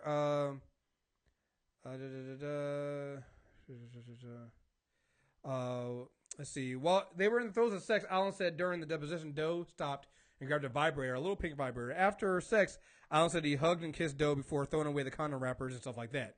Rose was taught to take his used condoms with him at NBA's rookie camp in Florida, in Orlando, Florida. He testified, "No way I'm going to leave a condom anywhere around her apartment. I was trained to do it," Rose said. You were trained to take your condom with you, but you weren't trained what consent was or is. Yeah, it seems legit. Holy fucking shit. Forget the science of it, right? Like, once the sperm is in the condom, it's not viable. Like, forget the science. You can't get pregnant that way. You can't. It doesn't work that way. But sure, we're going to train people to do that, but not train them to understand what consent is and understand that you probably shouldn't engage in sexual activities with someone who is so drunk that they're burning themselves on fire pit stones. Like, that's what's hot. But still, I contest. Not the worst thing Derrick Rose said in that interview. When they drove off, the Rose remembered how Allen and Hampton ribbed him for pocketing the condom. I mean, someone carries a condom out of the house. It was just funny. He was taught to do this, but he wasn't taught. Like, that, like, again, this is why I say this case is literally a case study, no pun intended, a case study in rape culture, from the judge cracking jokes with the defendant, from the, with the accused rapist, with the jurors then letting off, telling the man he's free to go and not finding him more credible than the woman is, and then taking pictures with him because he's famous afterwards and smiling with him, to the fact that the NBA's rookie training camp teaches young men to take their condoms with them, but they doesn't teach them what consent is. What are some of the other worst things that he said in the deposition, though? I don't know if it was the deposition or no, it was the deposition. They asked him, what were you doing? So, it's something to the effect of, it's 1 a.m. We're men. What do you think we're going over there for? Yeah, I had when you read the text messages they say, or what got him off of this, because, again, when I read the text messages, and I won't go into all the graphic details on this, a woman can consent or not consent at any point. Like, she can text you, "I want your dick in me now." You get over to her house and she goes, "You know what? Change my mind. I don't want that now." You can't go, but your text said yes, so we doing this. Yeah. That's not how consent works. Like, consent it's not rollover fucking minutes. It doesn't carry over from the last time she said yes. But between this, the fucking Nate Parker shit, the shit we've seen with Bill Cosby, there's so many times that men get away with this shit because, well, she said yes before, or I asked her, 15 minutes ago and she changed her mind. She's not allowed to do that. Yeah, she is. on our podcast, like when this story first popped up, I want to say in July or August, we briefly talked about it, and I said Derrick Rose is using the Nate Parker defense. Mm-hmm. That's literally what his defense was. She had said yes before. There was another juror that said he couldn't believe Jane Doe because she kept crying. And he felt like she was faking the tears. Yeah. What is a rape victim supposed to do? Again, so you're removing whether or not Derrick Rose did it or not. I believe he did, but let's remove that from this discussion for a second. If you're a victim of sexual assault or rape and you watch all of that, you're reading all of this, how do you have any sort of confidence that you will get any sort of justice for your sexual assault? What kills me is the people that will sit there and defend Nate Parker and black men who will defend Nate Parker, will defend Derrick Rose, but then turn around and they'll totally understand this when it comes to Donald Trump. It's like the same thing is going on. These women got sexually assaulted by Donald Trump. And the women are literally saying out there, I didn't come forward because I knew people weren't going to believe me. And 2, he's a rich, powerful man. And you're literally seeing that play out now. Some people go, well, why are they waiting until now? It's like, well, you're seeing why. And the only reason why, and again, the only reason why any of these women with Donald Trump came forward is because Donald Trump is now on tape admitting to doing the things that they say that he's done. So the corroborating witness for these women is Donald Trump. And yet, even in that case, nothing will happen to Donald. He still could be possibly, we'll talk about it later, but it's possible he could be president. Nothing will happen to him. So as you were saying, if you are somebody who was sexually assaulted, what hope do you have that you will be taken seriously? Yeah, like this is why so many sexual assaults go unreported. This is why so many domestic violence cases go unreported. Because in the instances that they are reported, but let's take Josh Brown from the Giants. His wife reported 20 plus times that he is physically and emotionally abusive and tried to get a restraining order, and she was met with little more than, he'll have to sleep it off. He'll be fine. Like, how can you watch all of that happen and be a victim of those things, a survivor of those things, and believe you will get any sort of justice? And this is, and this is true of any woman out there who's been sexually assaulted or assaulted by a man, any man, like, Joe Blow on the street. Now give that Joe Blow on the street money, power, and fame. And again, what hope do you have? I get some people going, she was just after money. Do you guys know how often that leads to money versus how much it leads to actually shame? Like, I mean, the idea of putting a price tag on sexual assault in the first place is already bullshit. Like, I argue people are like, this is like when if the victims of police brutality, the police is in charge, but the victims of police brutality still sue the city. Like, you don't go, well, they're just after for money. You don't say that shit then. Because you get it. You understand that the system is built against them. They have to do what they can. And it's the only avenue to try to hold people accountable. It's not about the money. It's about holding somebody accountable and putting this on the record and putting this in the record that they did this to you and that they were responsible. That's what it's about. It's not about the fucking money. Because honestly, most times, you ain't getting the money either. Right. Like, you see in this case, like, most times, you're not getting the money either. Or, in the case of Tamir Rice's family, when you do get the money, you are shamed by the Cleveland Fraternal Order of Police on how you should use the money that they gave you for murdering your son and letting him bleed out in the street. Right.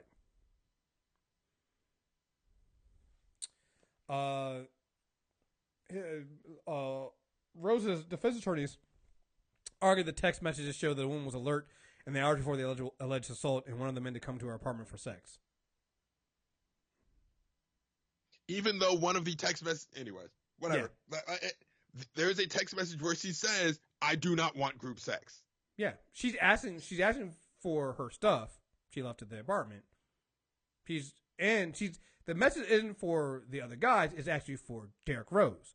Derrick Rose takes his other boys over there and they take their lube and condoms and they go over there. Right. Like, here's where you have a logical breakdown in Rose's defense. If the defense is, well, she consented previously, they had a previous sexual relationship, she said yes before, so that means she meant yes now, then what happens when she said no before? Does that not count anymore? Like, the defense itself falls flat on its face if it's saying, well, it happened in the past, it counts. So do the no's that happened in the past count as well? Oh, no, the no's never count. Those never count. Only yeses count. The only answer is yes. Like, this goes back into the, people always ask, oh, what we gotta do? We gotta teach women how to, not to get drunk and not to, be more careful. No. You need to teach men, step one, what consent is. So, out of this trial, I'm really hoping, what I want to know now, I want to know what goes on in those rookie training camps. What are you teaching these young men who you've just given a shit ton of money to, a shit ton of fame, and a shit ton of power? And if the other things you're teaching them are up there in genius as take the condom with you, it's no wonder you're getting these athletes who get in bad situations. It's no wonder you're getting athletes who get into bad or have emotional problems. You're not giving them the tools that they need to be able to handle this stuff. Take the condom with you is not, like, who's running that? Like, you know who should be running that class, whatever, the training there? Should be a woman that explains what consent is to these idiots. Because they need it, right? Like, if all you're teaching them is how to, quote unquote, avoid the trappings of fame, you're not teaching them valuable lessons. Well, let's be honest here. Like, when you tell me you take the condom with you, what that tells me, what that reads to me is, I'm taking any evidence. I'm taking any evidence. What would we call a cop who shot somebody, then collected his shells and took them to dispose them somewhere else? Mark Furman. Right. I'm just like, that's what it is. Well, I took the condom with me because I was told in training camp to do that. You took a used condom with you. You're carrying around a used condom with you, so she couldn't what? You didn't think to flush it down the toilet. You didn't think to just put it in the tray. Like, did you really If you, here's my thing. If you trust this woman so little with your used condom, why are you even having sex with her? Like, that's common sense to me, right? If I can't even trust you with a used condom full of my unusable sperm, why am I putting my dick in you, y'all? Like, that should be step one, right? That's common sense, right? Now we're having a larger conversation of how men view women in general. Right. Maybe if you viewed and treated women with respect and you taught them that, you taught these fucking athletes and these rookie training camps, if you taught them to respect women, maybe they wouldn't get into much trouble with women. I'll take it a step further. During sex education in school, if we teach kids what consent is, there's so many steps where we have opportunities to teach men and young boys what consent is that we just don't, because we're more concerned about teaching them how to conquer sexually. We're more concerned about teaching them how to get the girl, how to get the draws, how to get her to do whatever you want, how to get her to be nasty for you. Like, that's what we teach boys how to do. And on the flip side, we teach girls that men are predators and you have to do all these things to protect yourselves from them instead of removing the predatory behavior from the men. We allow men and young boys to be the monsters that we tell our daughters to be afraid of. And that's the most disappointing part of this, because I will see people and parents that I know and have respect for. I will see them make the arguments that she shouldn't have done this. And I'll just tell them, if this was any of your kids in this situation, you wouldn't be making these arguments or equivocations. You would only have empathy, love, and understanding. And that's all we're asking for in these situations when a sexual assault victim does come forward. Because the stats say she's not lying. That's right? The evidence shows they're not lying. They're not lying. Guess what? guess what? Even in the less than 7% chance that the accuser is lying, what do you personally lose from offering them empathy and being wrong? Well, here's my thing, though, right? Because this is where I go with that, right? So when it comes down to a woman being raped, right? Even when you just know, like, it's not her fault, and rape is never her fault. But they always say, well, I believe this case, right? They always go back to still somehow blaming the woman, right? Well, no, he definitely raped her and it was wrong, but she had this on, and they go to victim blaming, right? You ever notice how those same people don't victim blame the guys who are falsely accused of rape, though? Ever notice that? Like, never, not ever. Let's say this is a false accusation of rape, right? And the woman is lying, and Derrick Rose actually did nothing wrong, right? You never see anybody go, yeah, good. Yeah, Derrick Rose, he was falsely accused, but maybe he shouldn't have had sex with that woman. Maybe he should have picked a better woman to go out with. Like, what was he doing? What was he doing out late that night? Why was he wearing that? Why was he giving her those suggestive text messages? Like, nobody ever does that, right? They just write it off as, well, guys will be guys, and this is what it is, and well, Derrick Rose is off now. I can, he's back on my fantasy team, and I can go back to watching the Chicago. I'm okay now. Like, fuck you, yo. Go fuck yourself. Yeah. Like, go fuck yourself. We remove all, like, it's never the man's fault. Logic and empathy when it comes to, like, these instances, because, like, shit, it's never the guy's fault. Never the guy's fault. Like, because we condition society to be like, men are programmed to want sex. Yeah. If we commit a rape, it's the woman's fault.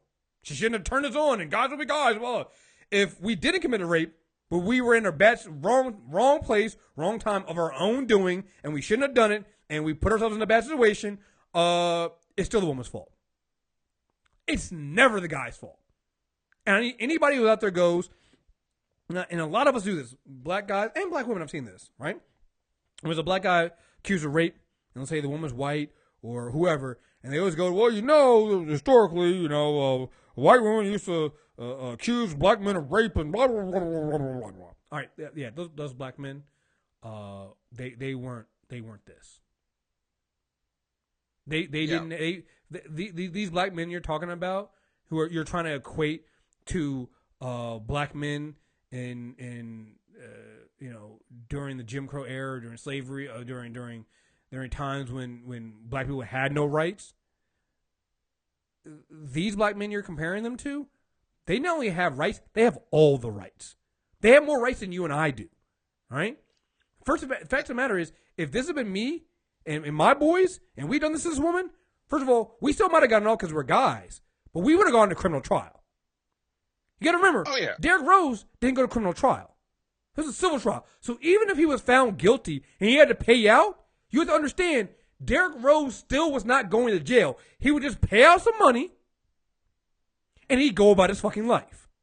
Same thing happens with Nate Parker. Well, if the woman was alive, and the worst thing that's happening to Nate Parker right now is,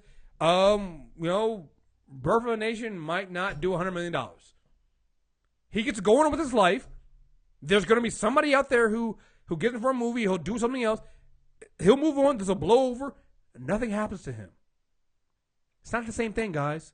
There are no consequences for this. Yeah, there are some guys out there who are falsely accused and they're in jail, and we need to deal with it. That's not these cases right here. Because most of these cases, they're not even criminal. They're civil. And there's enough information going on there for us to know that, yeah, these guys did something. Derrick Rose drove with the two other boys over there to run a train on a woman that Derrick Rose had an on-again and off-again relationship with before. Who said that she did not want a part of that, by the way? Who said, same thing, like you said, he pulled Nate Parker. Same thing happened with that woman. So even if she consented to sex with one-on-one sex with Derrick Rose or Nate Parker, with Nate Parker, she didn't consent to the other two guys. And by doing what he did, even if you don't get Derrick Rose or Nate Parker with the rape, they facilitated the rape of this woman by bringing the other two guys in there. I'd say, like, at at best, Derrick Rose and Nick Parker are facilitators of gang rape. Right. Like, at best. At best. Which still makes them rapists and disgusting human beings. All right? Like, this is not up for debate. This is not some guy the example that every guy gets. Well, what if I'm going out and I have some drinks with my friends, I meet a girl and we both get drunk and we go out and we have sex, then she wakes up in the morning and she has regret. It's like, do you know listen. First of all, like, how many times has that really happened to you? And would you want to admit that? Would you ever really want to admit to being with a woman who regretted having sex with you immediately the next day? So, and maybe if she regretted having sex with you the next day, wouldn't that suggest that maybe you guys shouldn't have had sex? So I'll take it a step further.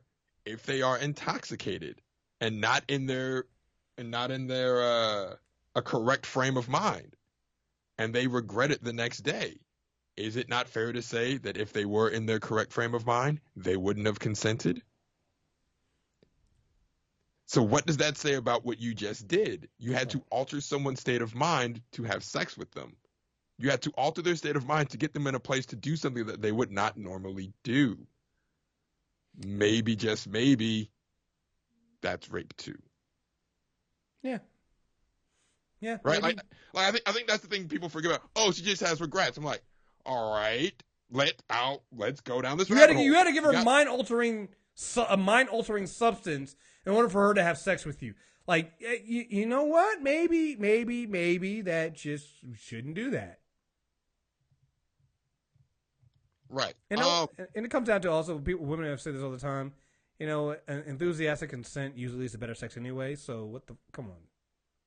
So one of my favorite webcomics, Robot Hugs, they have a comic called Consent Castles, because the argument that everyone makes right after we make that point is, oh, so she has to get a checkbox and say consent, and I have to get consent every time. She has to say yes every time. I have to get it written down every time. Well, one, if you're making that argument, yes, because you've proven that you're not an adult and you need supervision before you can partake in these activities. It's like the dudes who were like, so I can't approach a woman on the street? Street harassment? For you, dumbass? Yes. Because you obviously failed basic human interaction. So yes, for you, you need to do that. You cannot approach a woman on the street. Yes.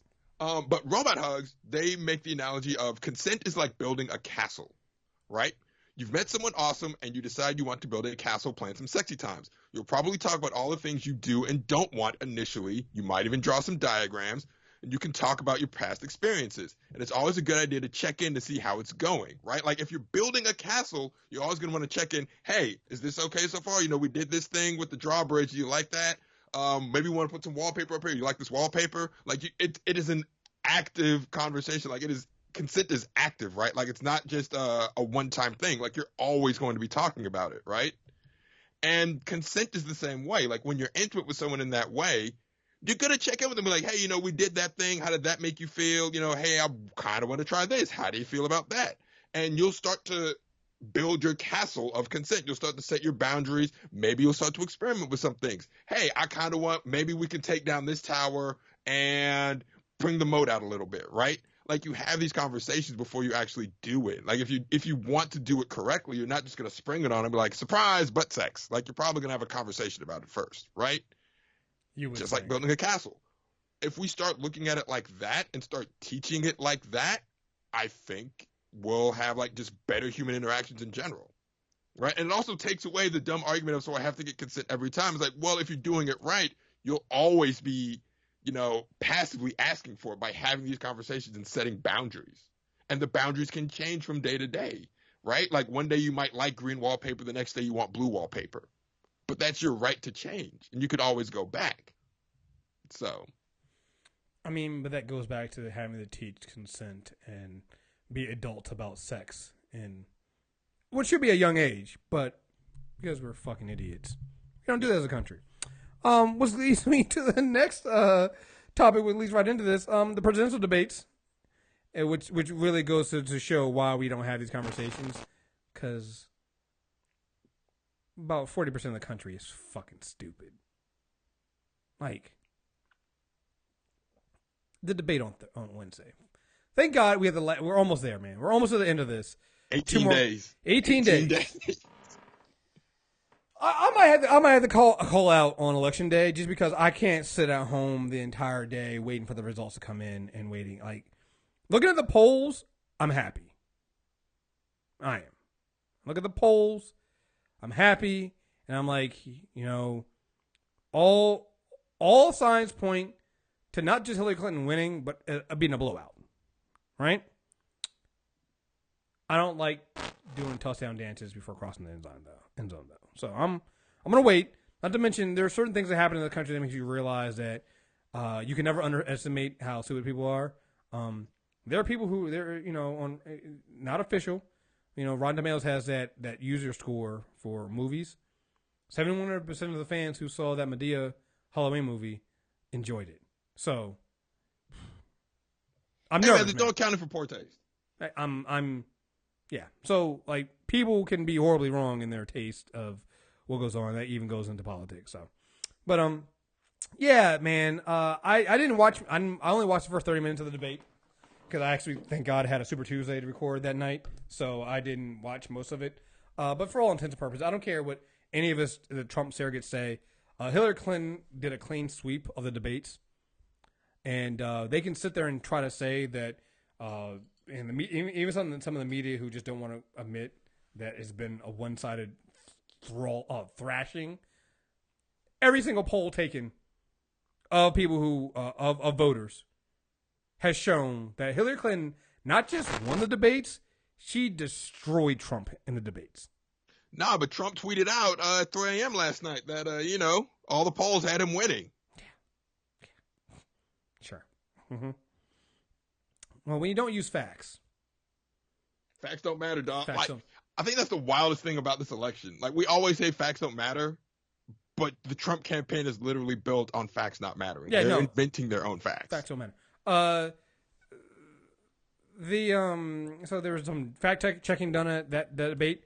Donald Trump made 37 false claims in last night's debate. That's Daniel Dale, Washington correspondent for the Toronto Star, put it. In comparison, Hillary Clinton made 4. Now I'm going to go through Hillary Clinton's 4 false claims, and you're going to see some of these are debatable if they're false. First one, falsely, she said, I will also not add a penny to the debt. Her tax plan will add $20 billion to the debt. The currently responsible federal budget says. So there's that. All right, I can give you that. Falsely, okay, that's fine. That's the L you got to take. Yeah, right? Yeah. That's a typical politician lie. Falsely, at the end of Bill Clinton's administration, we were actually on the path to eliminating the national debt. The New York Times fact checker writes the national debt was nowhere near eliminating federal debt. The nation was nowhere near eliminating federal debt. Debt held by the public totaled $3.4 trillion at the end of 2000, up from $3 trillion in 92. All right, cool. Another lie. All right.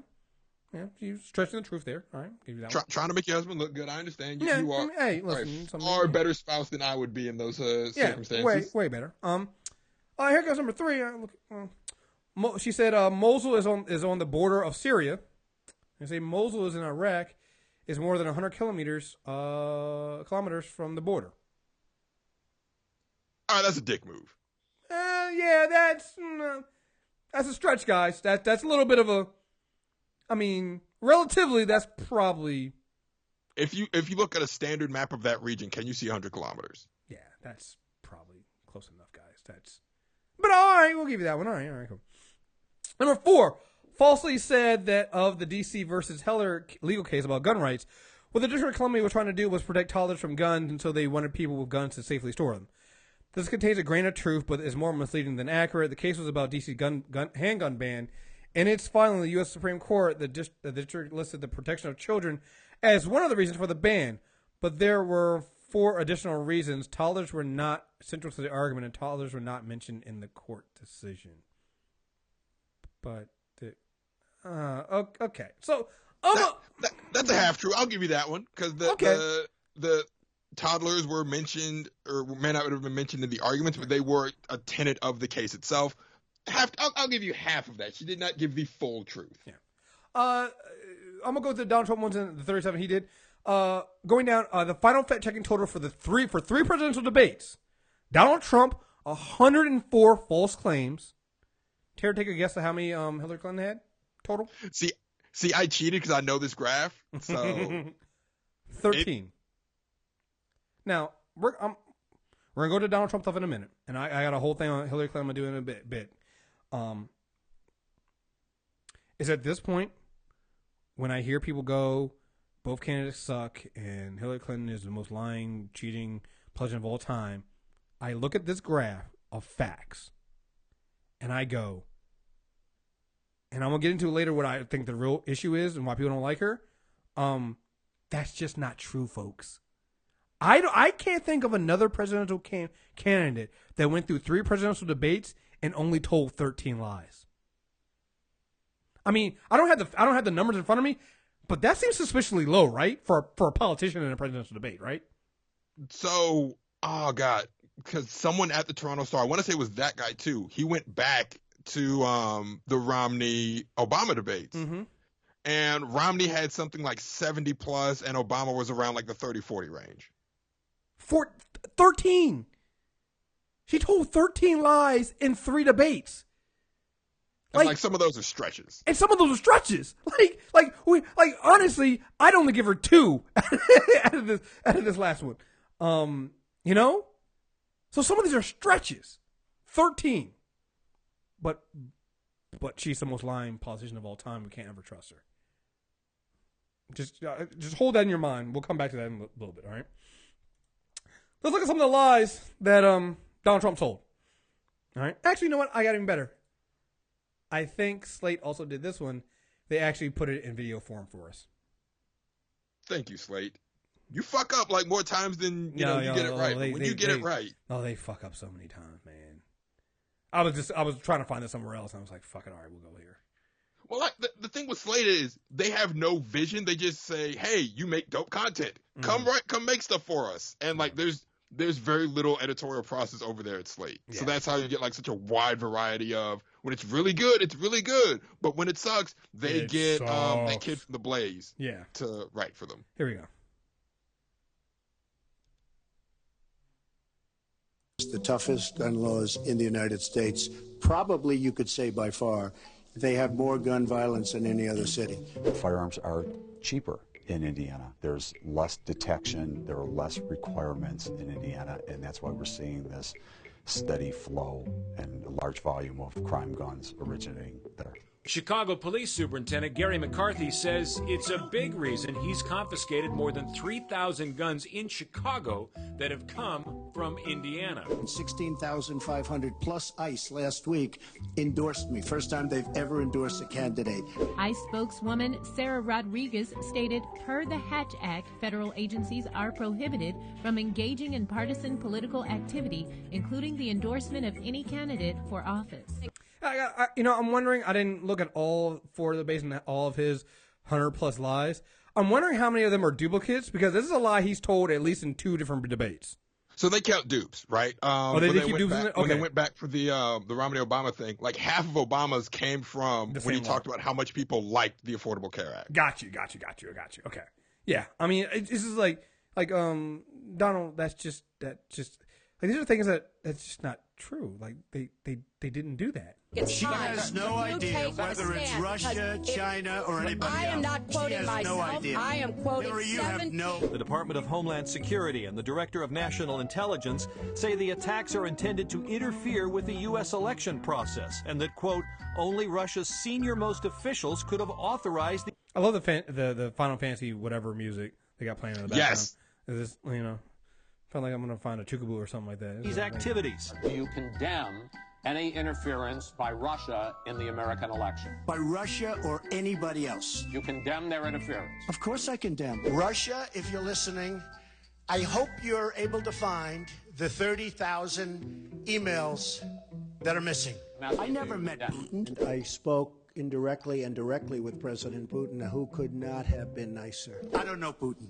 He said nice things about me. If we got along well, that would be good. I got to know him very well because we were both on 60 Minutes. We were stablemates, and we did very well that night. People are going to come in from Syria. She wants 550% more people than Barack Obama, and he has thousands and thousands of people. They have no idea where they come from. The screening process for these families begins more than a year, sometimes 18 to 24 months before they arrive in our neighborhoods. We are going to stop radical Islamic terrorism in this country. She won't even mention the words. You know, whether you call it radical jihadism, radical Islamism, I think they mean the same thing. I'm happy to say either. Nuclear weapons.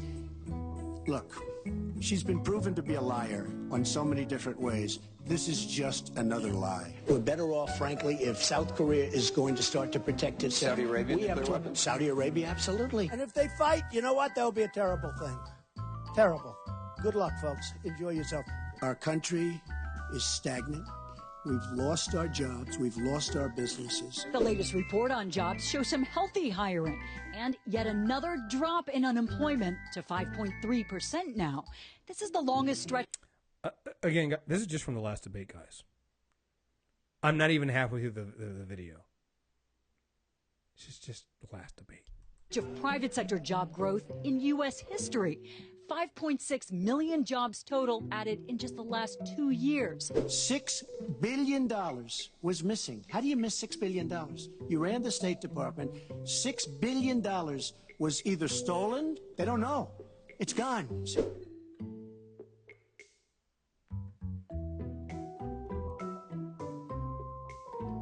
Well, I think I did a much better job. I built a massive company, a great company, some of the greatest assets anywhere in the world. The banks stood in line to lend Trump money, and he borrowed billions. He went on a spending spree and bought what he called his trophies, a billion-dollar building built on borrowed money, junk bonds, with a whopping interest rate of 14%. Trump was now $1.4 billion in debt on his casinos alone. The casinos that bore his name, Trump Taj Mahal, Trump Castle, and Trump Plaza, all went bankrupt. Anybody who took the ride for the long term has lost 99% of their money. I started with a $1 million loan. I agree with that. It's a $1 million loan, but I built a phenomenal company. In 1979, he took out $5.7 million in 22 separate loans from either his father personally or his father's companies. By 1985, he owed $14 million in loans to his father, $3 million to him personally, and $11 million to his companies. Donald is implying that he didn't support the invasion of Iraq. I said it. All right, I'm stop there. All right, about a little over halfway through the. All right. Did he tell any truth? And like, it's stuff so basic that he's lying about, right? Like, it is the most easily proven stuff that he's lying about. Like the whole ICE thing. Dog, there is a law, a literal law in place that prevents the very thing that you're saying happened from happening. It is. You know, the latest thing now, he's finally come out and admitted that, I'll accept the election results. I mean, hey, after you've already seeded the whole, if his whole voter fraud thing now, it's just driving me crazy. What drives me crazy more than that is all of the sudden pearl clutching at, oh my God, how could Donald Trump say that? Yeah. The media treated Acorn as a thing for 2 years. Right? Like, they have played into this whole, well, maybe people are saying Acorn helped with voter fraud. There's that video from Breitbart that we found out was completely fake. People are saying, and they treated that as an argument that deserved equal weight instead of the absurdity that it was.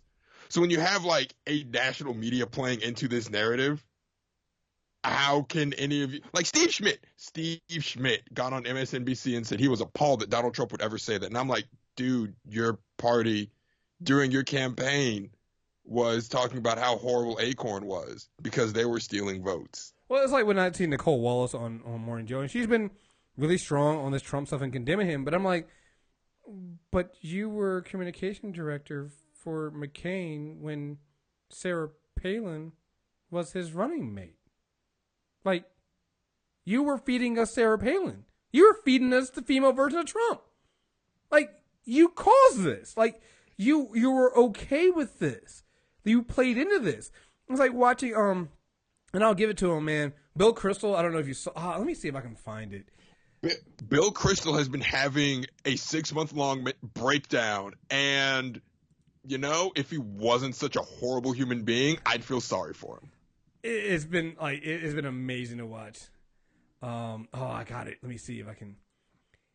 He went on the Morning Joe, and he ended up quietly, again, I don't like it backing up Bill Kristol, but he went on the Morning Joe and basically called them out for basically being complicit in Trump's success. And Joe and Mika were so pissed. But I'm like, yo, where's the lie? I remember when you guys used to bring Trump on every other week between 2014 and like, was it 2010 when Trump was being a birther? You guys used to bring him on and laugh his jokes off. You used to do that. During this election, you brought him on, and he's on the mic. We hear him saying no hard questions, and you guys agreeing. Right. Like that happened this year, dog. Right. You guys did that.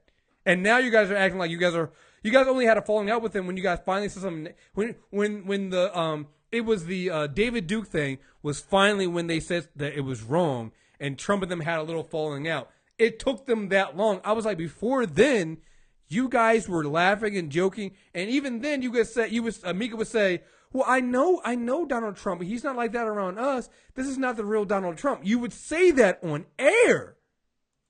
The poll numbers are breaking in such a way over the past week.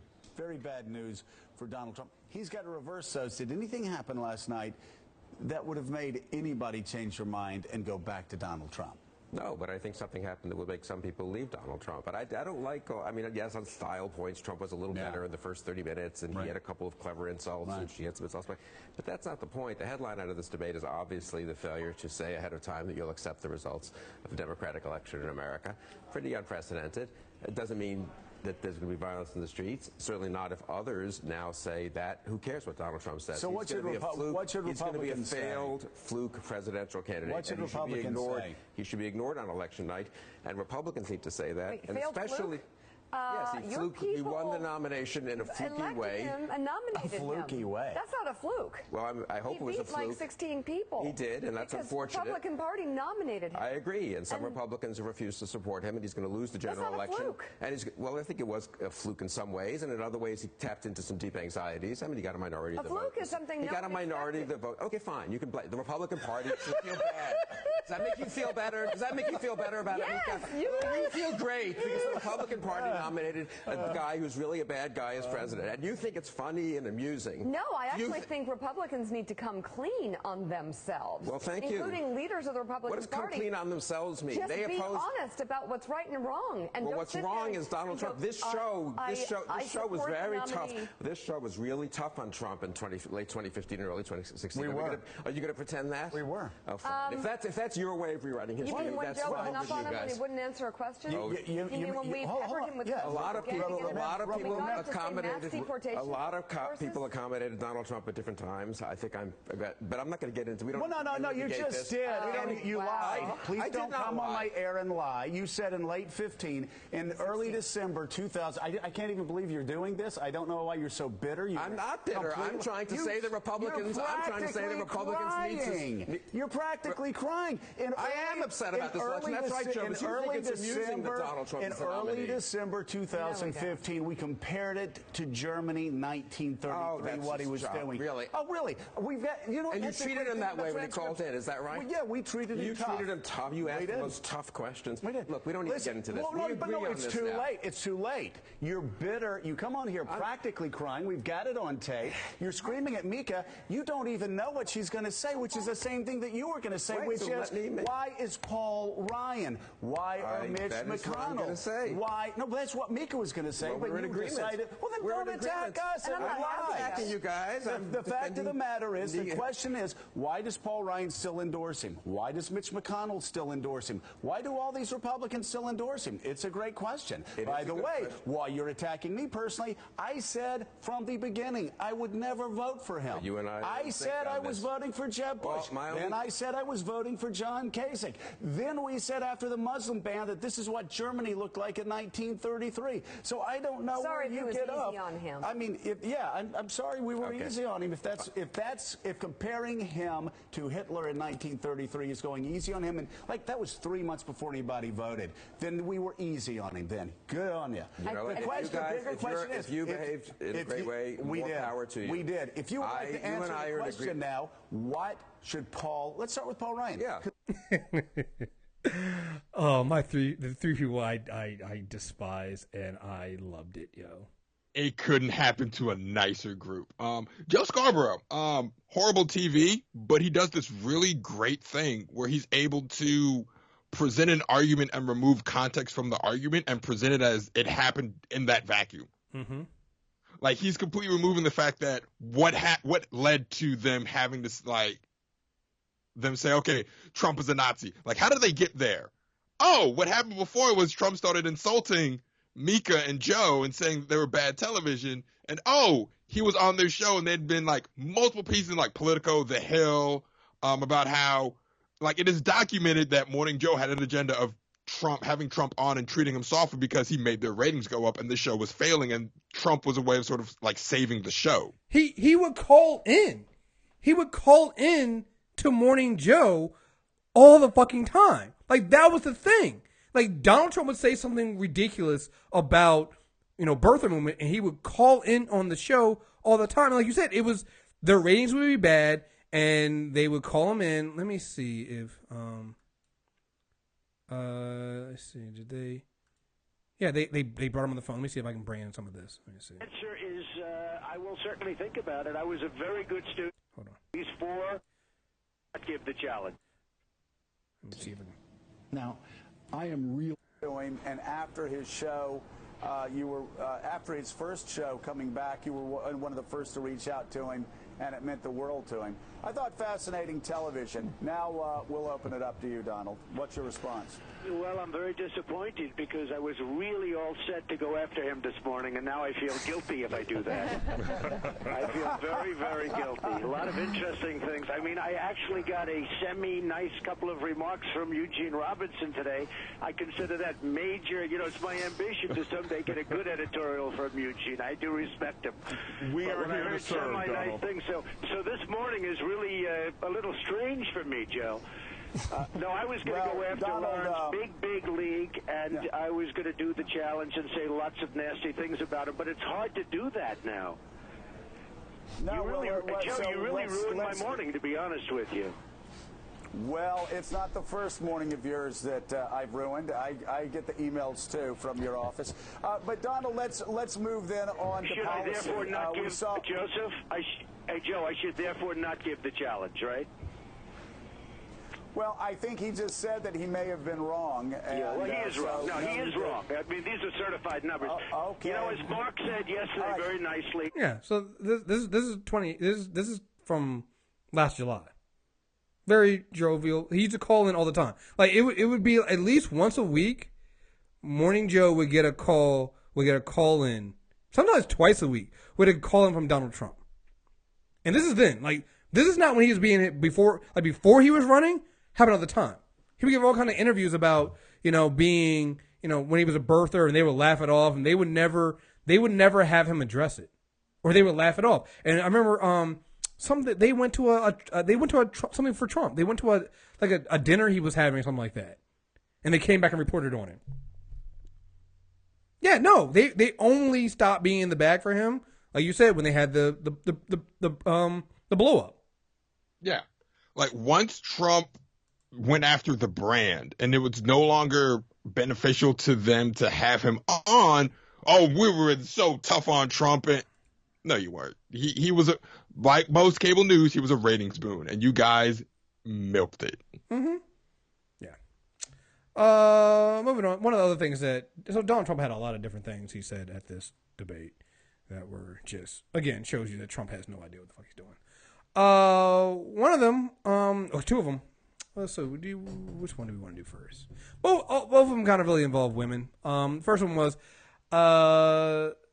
when she was talking about her Social Security plan or something like that. Trump leaned in and called Hillary a nasty woman. All men. Hold up, sorry. Called her a nasty woman. which I just like. By the way, shout out to Donald Trump. Because of that comment, Janet Jackson had the most played song on Spotify for like the last couple days. Here we go. But nah. Here we go. I'm gonna play it. Hold on real quick. Okay. Oh, it's not playing now. To put more money into the Social Security Trust Fund. That's part of my commitment to raise taxes on the wealthy. My Social Security payroll contribution will go up, as will Donald's, assuming he can't figure out how to get out of it. But what we want to do is to replenish the Social Security Trust Fund by making sure that we have.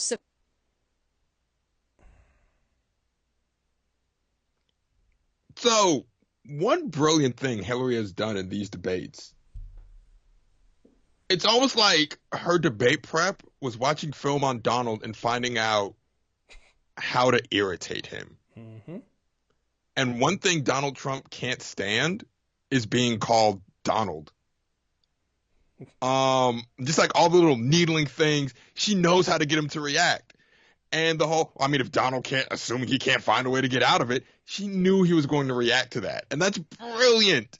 And of course, Donald's such a nasty woman. Like, dude, didn't you just get laughed at for saying you have more respect for anyone than women?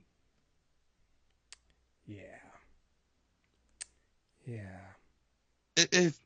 But fallout from this, what? Oh God, it was a senator or a representative from Texas.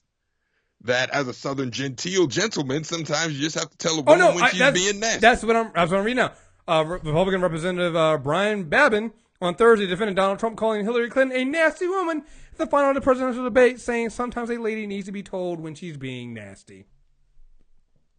Bruh. I just, they can't help themselves. Like, I disagree with Bill Kristol. It wasn't a fluke. This is the Republican Party you guys have been creating for the last 20, 30 years. Yes. This is what you wanted. You're getting exactly, this is how you built the party. You know, you took those leftovers from the Democratic Party that felt embittered by giving rights to black people. God damn those niggers. And you've built your party around that. The moral majority, we see what they're all about now. Like, the moral majority is still endorsing Trump, except for the Mormons in Utah who are about to elect a non-Republican for the first time since Nixon. Mm-hmm. It's either going to be Hillary or Evan Johnson. Right. Or McCullough, or something like that. Evan McCullough. Thank you. Evan McCullough. Yeah. There's also his claim that apparently women are getting 9-month abortions. Bruh, I'm like, so a C-section, right? So we're talking about removing a fetus from a woman after 9 months. That's a C-section? The only thing that would make that better is actually seeing people say no. That's they do that, and I'm like, but that's just giving birth, isn't it? That's just I just, he has no base understanding of how science and biology work. But then I saw women actually defending it, and I'm like, but that doesn't work that way. That's not how that works, though. I mean, listen, I'm a man. I don't want to mansplain, but I just don't think that at that point you're getting an abortion at 9 months. I think you're giving birth. Like, right? Yeah. Like, that's what that is. That's not, in most, I saw somebody go, oh, no, like New York laws up to 24 months. Somebody was like, yeah, 24 weeks. It's like, 24 weeks, that's not 9 months. So, yeah, but you said 20 weeks. I'm like, okay, but that's still not 9 months. He said 9 months. Like, huh? Yeah. Like the meme of the woman looking and like all the math starts appearing in front of her. Mm-hmm. All of us with Donald Trump said, they're like, wait a second. How does that all work? So that all says, falls into this next story. Early voting shows upsurge of women. In Georgia, North Carolina, and Florida, Democrats are seeing an uptick in women taking ballots as reason for optimism. Yeah, so probably not the week you want to have, and things you want your presidential candidate to say. If you're running against the first female presidential candidate of a major party in a general election, you're losing the polls. and then to see women, you're losing women by this much. He's losing college-educated women. He's losing Republican women too. Like he's only winning like white men, like uneducated white men, right? I was just about to say. I think college-educated men might be going to him too, but I thought college-educated men. He's the only demographic he is up in, once you break it down, by gender and education. The only demographic he's winning is high school educated white men. That's it. He lost, what was the last? I think back in August or September, he lost college educated. He lost bachelor degree white men. So his only bastion is high school educated white men. And spoiler alert, he's doing worse with that demographic than Mitt Romney did in 2012. I was going to say it's still not as good as it needs to be for him to win this. Like the only way Donald Trump can win is if the electorate is whiter and more male than it has been since Nixon. That's it. And if early voting is any indication, it is not. It is not.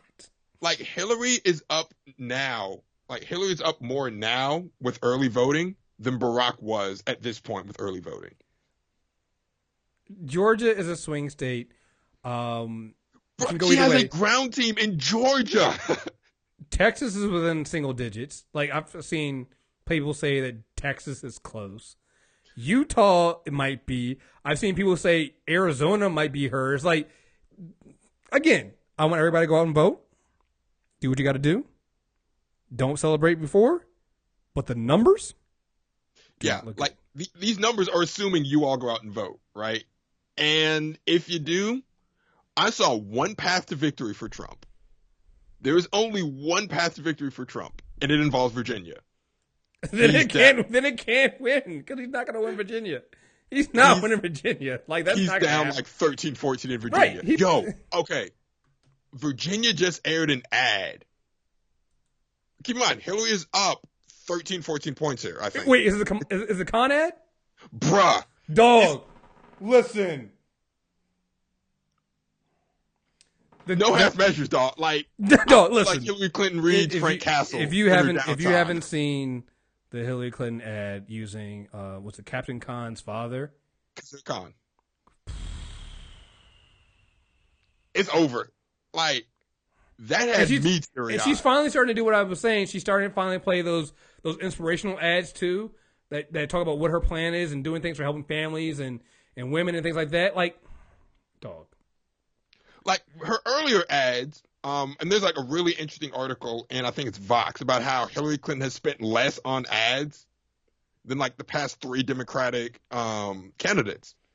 And what they're saying is because her ads, like up to this point, haven't been that expensive to make. She's literally just taking clips of Donald Trump and putting text over it. Right. Like those are really inexpensive ads. Or just taking Michelle Obama's speech and playing Michelle Obama with Trump, and that's it. Like it's just, yeah. Like, it's been a really easy process for them. So now we're seeing if Hillary actually went up against the competent candidate, what the ads would have been. And, dear, this isn't just a double tap. She is emptying the shotgun into the body and coming back with a heavy machine gun just to be on the safe side. I'll be honest. This is why Republicans always feared Hillary Clinton, because she's way worse than Bill Clinton or anybody else, because good God, she is destroying them. I keep seeing people say, well, if there had been any other candidate, both candidates are bad, and if there had been any other candidate, Hillary Clinton would have been in trouble. I don't think so. Like, I don't think the Republicans could have fielded anyone that would have withstood this juggernaut. Here's the thing. At some point, I think we're going to, and I'm going to read this article about why millennials hate Hillary Clinton, and I'm going to talk about it a little bit, because I think that there's so much baked in unearned hate of Hillary Clinton that we're not giving her the credit that she deserves, all right? First of all, let's be honest here. If Bernie Sanders led a revolution, why didn't he beat Hillary Clinton? And you can sit there and go, well, the DNC and all the DNC was for Hillary Clinton over Barack in 2008. So, and she was more of an heir apparent then than she is now. Like, it just was. Like, that was, if you were paid in 08 was her year. All right? So I don't want to hear that. Like, she beat the, and listen, no matter what I says, the primaries were not close, guys. They were not. We're not close. All right. Let's look at the Republican field. 16 candidates. People say, without Trump, any other of those candidates, Hillary Clinton would be in trouble. Which candidate? You had a Bush. You had Jeb Bush. Right? You had the Bush that people liked. The Bush that people liked. The competent Bush that people liked. He couldn't even finish in the top 5. So if you're telling me that your great hopes, your great white hopes, couldn't even get out of a primary, what chance do you think you had against somebody like Hillary Clinton, who, let's be honest here, again, we have not, there have been studies that go into how brilliant Obama's campaign is. At some point, we're going to have to go in and do studies on how, if this electoral victory is going to be as bad as it could be, and as large as it could be, they're going to have to go back in and do some studies on what her campaign did, because it's brilliant. All right? Like, Obama's campaign was brilliant because how it looked at demographics and like just pure math. Like, they just outsmarted everyone. Hillary's campaign has just been, like, from a political standpoint, brutal. Like, it has been a curb stomping. Because here's the thing that people don't understand. Like, you know, first people will go, well, you know, black voters are not enthusiastic. It was never going to be as enthusiastic as it was when you had the first black president running. All right, so let's throw out the outlier of Barack Obama. All right, throw that out because that's an outlier for enthusiasm. All right, and enthusiasm doesn't necessarily mean turnout either. I don't believe that. I think that's a misnomer. I don't believe it at all. All right. In order for the Republican non-Trump to win, what demographic were they going to poll that Hillary Clinton is polling now to have her win? Like, even if you give her the typical Romney numbers, she's still winning. It's a closer election, but she's still winning. They're not going to win black votes. There's a big thing now about how the Asian American vote has completely flipped from Republicans to Democrats. They're not going to win the Latino vote. That's one of the fastest growing demographics and voter blocks in America. Like, you're not going to, so you're already not getting those groups, and that's the future of the electorate. So who are they going to win, and who are they going to pull in? Like, nobody. Like, the model is still looking at white men as who you're going after. You're never going to win an election off of that. Ask Bernie Sanders. Bernie Sanders did that. You're not going to win that. Doesn't mean you're not going to get some of the votes. It's going to be close. Fine. You can't win just off of, you can't win off of just white men. You have to pull in, and that's where the challenge for the Republican Party going forward is going to be, right? So she's done that. She would have destroyed anybody else. Marco Rubio? You saw Marco Rubio got flustered by Chris Christie. Hillary Clinton would have eaten him alive. Like, let's stop acting like Hillary Clinton isn't. I saw an article today that said something about how Hillary Clinton was like, how much of a, like, just, it sounded like it was a bad article, but telling she was evil, but it's really telling you how she is the master of politics and understanding how to play this game. And I think in some respect, she's punished as a woman because she's a woman playing a man's game, if you will. You know, I got air quotes up, which is politics. And she does the things that any other politician does. So here's this article that talks about why millennials hate Hillary Clinton, right? She voted for the illegal war in Iraq that killed a minimum of 100,000 civilians. She was in favor of more intervention and extremely hawkish. She said she learned from her errors in voting for the Iraq war. Yes, she wants to create a no-fly zone in Syria. She voted for the Patriot Act. While she was Secretary of State, she gave an exemption to South Sudan for their child soldiers, so the U.S. could continue to give them arms because they are our allies. In 1996, a news conference she infamously called black youth super predators. Hillary Clinton claims to fight for women's rights while she armed Saudi Arabia. In Saudi Arabia, women are seen as second-class citizens. Women must cover up from head to toe when they aren't allowed to drive. She supported NAFTA and CAFTA, which are outsourcing deals that cost Americans millions of jobs. She supported Wall Street deregulation, which caused the subprime mortgage crisis, the Great Recession. She pushed the TPP 45 times before she voted against it. I mean, it keeps going on. It's got a bunch of things in here. Wait, here we go. She hired Tim Kaine, who was as her VP, who was a corporate, supports the TPP, supports right to work laws, which destroy unions and lower wages, is supported by Wall Street and large banks. He's a male Hillary Clinton. Like, it goes through all this stuff, right? And I'm not even going to debate some of these things. Like, some of these things, Let's see. She was a big believer in universal health care. Once she took money from healthcare industry, she said, we'll never have universal health care. Like, so all these things, right? I'm not even going to argue if any of these things are true. Because some of them are. Or I'm going to, here's my argument. And this is something I saw when I saw this on Facebook. It was posted. And I just said this. All right, fine. And I'll give these legit answers. My question then is, not that these are reason why you hate Hillary Clinton. That's fine. Then why don't you hate Barack Obama and Joe Biden too? Why don't you hate every single politician that you've ever supported, period? Because none of this stuff in this list, we're putting it all on Hillary Clinton. There are so many other politicians that we fuck with who have done this and worse. So, fine if you want to say why millennials hate Hillary Clinton. It's fine. You say, well, others, just because other people do it doesn't mean she can do it. I'm like, okay, fine. But you're disproportionately holding this against her. And, hey, listen, I'm a Barack Obama fan. Hey, I don't agree with everything he's done. He has deported more immigrants who are here illegally than anybody else. You have, everybody talks about the drones. Drones. He dropped drones and bombs and stuff. All right, cool. But, she called super predators. She wasn't actually in the Senate. Joe Biden voted for that. And so did Bernie Sanders, actually. You actually had guys that you support that actually did this kind of stuff before.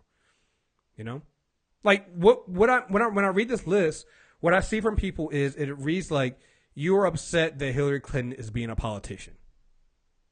And if your idea is, I hate all politicians, then that's fine. Then why are you singling her out then? Because you hate all politicians. All right, that's cool. Why are you singling her out? So, and I hadn't even thought of this until Roy Wood of The Daily Show brought it up on The Daily Show. A lot of people voting for Hillary now that are under 28, 29 have never had to vote for anyone other than Barack Obama. Yeah, no. So that goes. So yeah. So you're getting to my second point.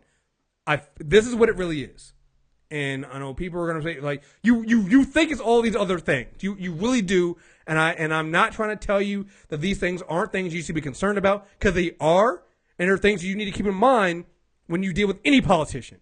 But here's why you really don't fuck with Hillary Clinton. You know what? It's very, very simple. And it hit me, and I have an article that's going to prove why. She's just not fucking cool.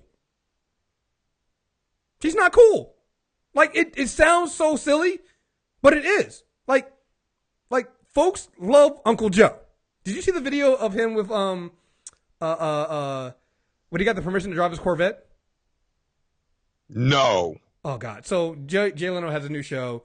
And, well, not, I don't know if it's a new show, but he had a show, and he's having Joe Biden on. So they go to a Secret Service facility, and they let Joe drive his 67 Corvette.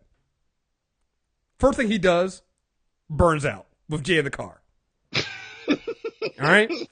And he's just in the car. He's just being cool. He's driving the car. They're talking about the car and how much he loved the car. Joe's like, I shouldn't say this on camera, but I love speed. All right? So at the end of the video, another Corvette, like a 2016 Corvette shows up, right? And they don't really start racing, but they start speeding up some more, right? So they pull up beside the other Corvette. You know who's in the other Corvette? Colin Powell. Bruh. So I'm watching this video and I'm just like, yeah, man. Uncle Joe can come to the cookout, man. I fucks with this dude. And you forget that Joe Biden has done some things that are on this list. He's supported things that are on this list. He's been vice president. He also defended Clarence Thomas in the Anita Hill sexual. So why is it that we love Uncle Joe? Nobody goes and is writing articles why millennials hate Joe Biden. People were begging for Joe Biden to run this election. They wanted him to run. They wanted him to run for president. They would have voted for him to run for president. Why do you hate Hillary Clinton more than you hate Joe Biden? And it's very, very simple. the cool factor is not there. It just isn't. Like you said, your only experience with presidential politics right now is Barack Obama, who again is cool. It's cool as shit, yo. His whole thing now come on, man. He's doing the come on, man now on the campaign trail for Hillary Clinton. Yeah. It's cool as shit. You forget, yeah, he did deport a bunch of immigrants to this country, and he does. There is the drones. There are those, and he supports TPP. Like that's the thing I love about it. People are like, oh well, she said she supported TPP, but now she says she doesn't. It's like your sitting president that you love very much supports that trade deal, right? So again, why is it that you're okay? And hey, listen, Barack Obama, the black president, says a lot of things that I think are pro-black and things like that. He's also said some things that I gotta look at him and be like, he is very much a respectability politics proponent. Right. I mean, it's not as bad as some other people, but it's there, right? Again, this is my only issue with people when they come out and say how much they hate Hillary Clinton. I don't believe that hate is real. I just think that you're used to a cooler president and vice president. Like there's nothing cool about Hillary Clinton and Tim Kaine. I'll be honest, and I think that's actually kind of, and this same thing happened with Obama. I was very skeptical of Obama in 2007, and then as I saw how he handled the politics of it. Like, I became more of a fan of Obama when I saw how he was able to go and basically handle white people when he went to, stand in cornfields in Iowa and connections with white people and kiss some white babies. I was like, oh, no. He going to play the game. Yeah. Oh, I like that. That's Obama in that corn truck with those white babies. I was like, oh, he's actually serious about being president. Yeah. So that's actually what has been selling me on Hillary Clinton, is watching her politics and watching her adjust. People are like, she's pandering. Yeah, I saw an article. I read this article about how she has more black women as part of her campaign than any other campaign up before it. And I saw somebody had shared the article. I made it public, and they go, "This is so just because she's just doing this to get our vote, and she's just pandering." And I'm like, yes, and pander. I'm like, you're saying that it's like the opposite would be she ignores you. Does not, because you work on a presidential campaign, that opens up more opportunity. I'm about to say, if her pandering is putting more money in the hands of black women, then yes, pander, get those votes in Atlanta. I don't you got to understand what is the alternative? The alternative is she ignores black women. She's done things like say, hey, Barack Obama didn't do this. She went out and she's telling black women, you are going to be the reason why I'm elected if I'm elected. You are the group. This is also going to be the group that we know is the fastest growing, group of entrepreneurs. So if she's pandering to them now, what happens when she gets in and where's that money for new small businesses going to go to? Probably black women, because she knows she needs those votes. I don't need you. I don't care what your reasoning for changing your positions is. If you're changing your positions to help underrepresented minorities. Yeah, I guess it's just me being older and more cynical. I don't care if you do the right thing for the right reason anymore. You can be doing the right thing for completely selfish reasons. I don't care about reasons anymore. Mm-hmm. I just care that the right thing gets done, right?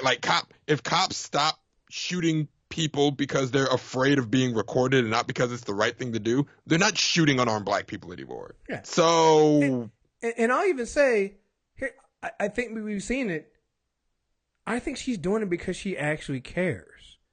And I know that's hard enough for us to think, because we're like, oh, she's a liar or does this. Remember, only 13 lies in 3 debates. It's got to be a new fucking presidential record. All right? And, again, when we talk about millennials, again, if this is only your second real change of the guard politician, if you will, she's to the left of Obama's, a lot of Obama's stuff in 2008. She's a little more hawkish on foreign policy, but unfortunately, due to the way the world is right now, you kind of have to be.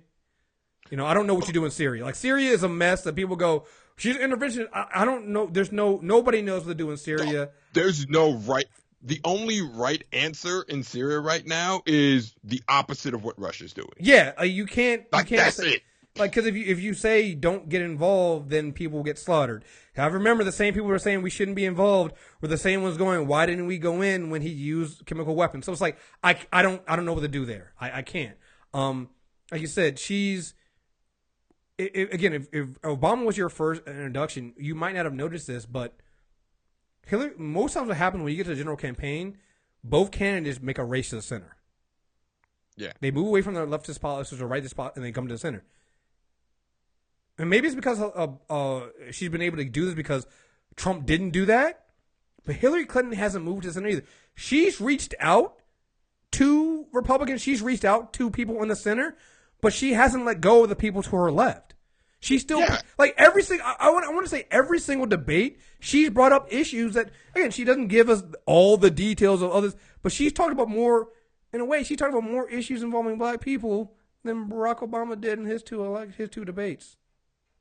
And how many times has Hillary name dropped Bernie Sanders in a debate? Just saying, guys. I'm just like, I think people are going to be surprised, and I think it's good that we have a high standard for our politicians. And again, we can go through this list and talk about all this stuff, and they're rigged against this and doing that. We can go through all this stuff, right? We can do that. But I want to say that if you hold her accountable for this kind of stuff, she you know what it is? She reminds me of Disney. Hillary Clinton is Disney. That's going to be the name of this episode. Hillary Clinton is Disney. Because, listen, Disney fucks up. I remember when Star Wars Episode 7 came out, there weren't any Rey toys. Disney fucked up. They listened. They went back out. If you've noticed, when these things, they have been made a push to put some of the stuff out now. And they've had a lot of women and female heavy and young girl heavy products being pushed out since then. They've learned. We talked about Marvel and no black women in the MCU. Now you have all kinds of black women in the MCU, and you're getting more and more. And they're taking they're race bending characters to be black women now. It's like dog. Tessa Thompson's about to be Valkyrie, right? All right. That's what Hillary Clinton's done. She heard what she did, and she was wrong, and she fucked up, and she spent the 8 years learning from her mistakes, and she's running a flawless campaign. The only thing that I think that she should, as a matter of fact, most of the big fuck ups from her haven't even been her. From her fucking husband, who is still a piece of shit sometimes. How has Bill been a better surrogate for Barack than Hillary? Yeah, ask yourself that. And you want to know why? Because Hillary, this campaign, and I said this before, is no longer running on Bill Clinton's legacy. She's running on Barack Obama's legacy. That has to eat him alive. And when she dropped the dead weight, all of a sudden you find out Hillary Clinton is probably going to be a better president than her husband. And that probably is eating Bill Clinton fucking alive. So, yeah, like I said, I'm trying not to discredit and tear down millennials for this stuff. I just kind of want them to understand that, listen, Barack Obama and Joe Biden were flukes. You're not going to have, a lot of cool memes of Hillary Clinton and Tim Kaine like we do Barack Obama and Joe Biden. It's not going to happen, guys. Not going to happen. It's not going to happen. And you got to come to terms with that. And that's okay. Because I don't need my president to be cool, to be honest. I need them to be competent. And she's more than competent for all this stuff. So, all right. I need them to not bring back the poll tax. Yeah, that would be nice. Not revoking my voting rights would be a great first step. Yeah, that would be nice. That would be a good first start. All right, I'm going to try to wrap some stuff up. I'm not going to do it's going to be a second weekend. Oh, did we do great? We did great moments last week. We're not going to do You know what? I don't think there's really great moments, but I'm going to call this a great moment because I'm not going to do I got to do this. I can kill two birds with one stone. I can call this a great moments in white privilege, and I can then finish up with the black woman shout out. So let me go ahead and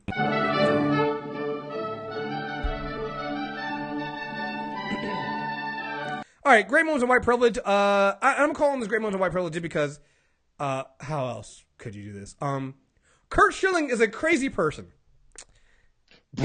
He's running. Curt Schilling is planning to run against Elizabeth Warren. Yes, that Elizabeth Warren.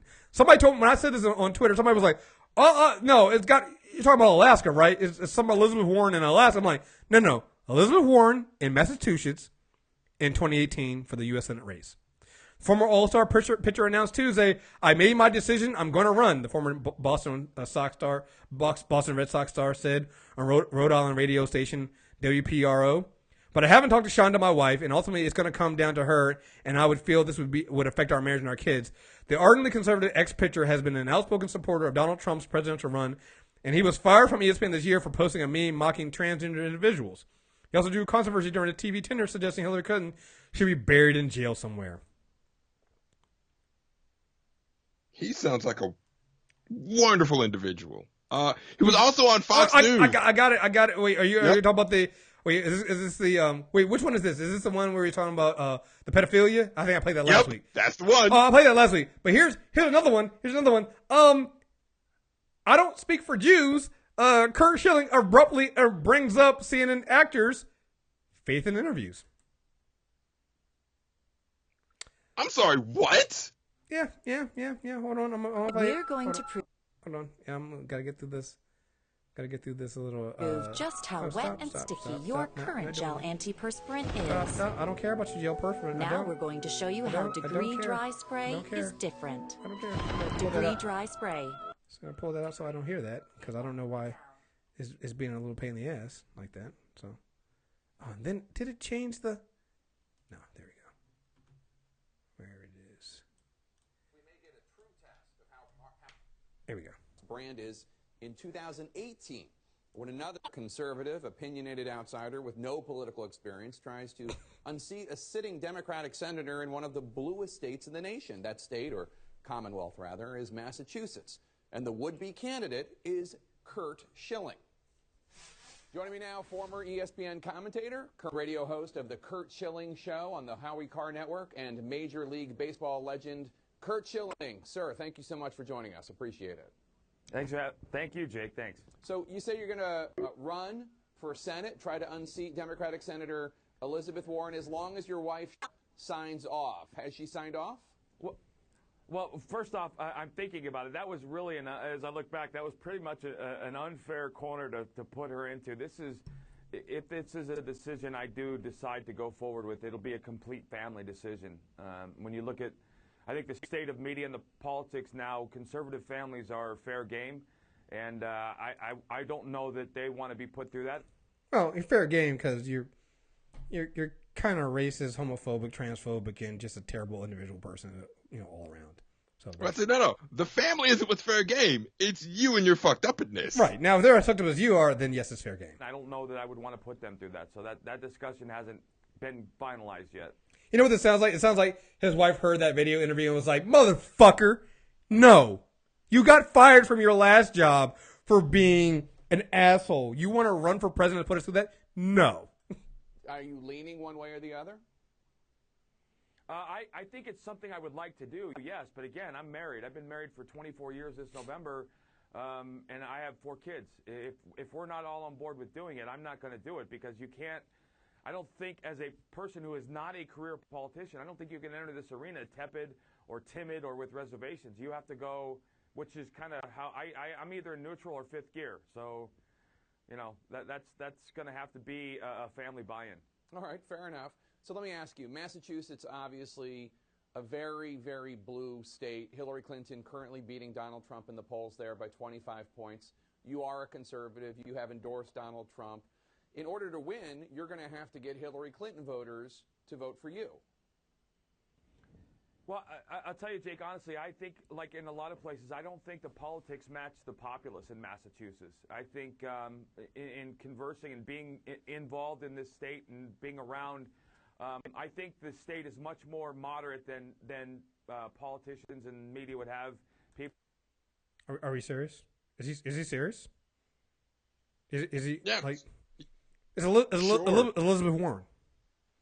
No, sure. No. Whatever you need, Kirk. If this is what Curt Schilling has to tell himself to embarrass himself on a national stage, Yes, it is more. You know what, Curt Schilling? They elected Mitt Romney, so you might have a chance. Yeah, but even Mitt Romney was kind of, sort of, a moderate? No. Don't confuse him with facts. Just feed his narrative, because I want Curt Schilling to embarrass himself on a national stage. Like, I need that in my life. Okay. Well, believe me, at the end of the day, yeah, I'm going to have to convince people that might otherwise vote blue to vote not blue. I'm a registered independent.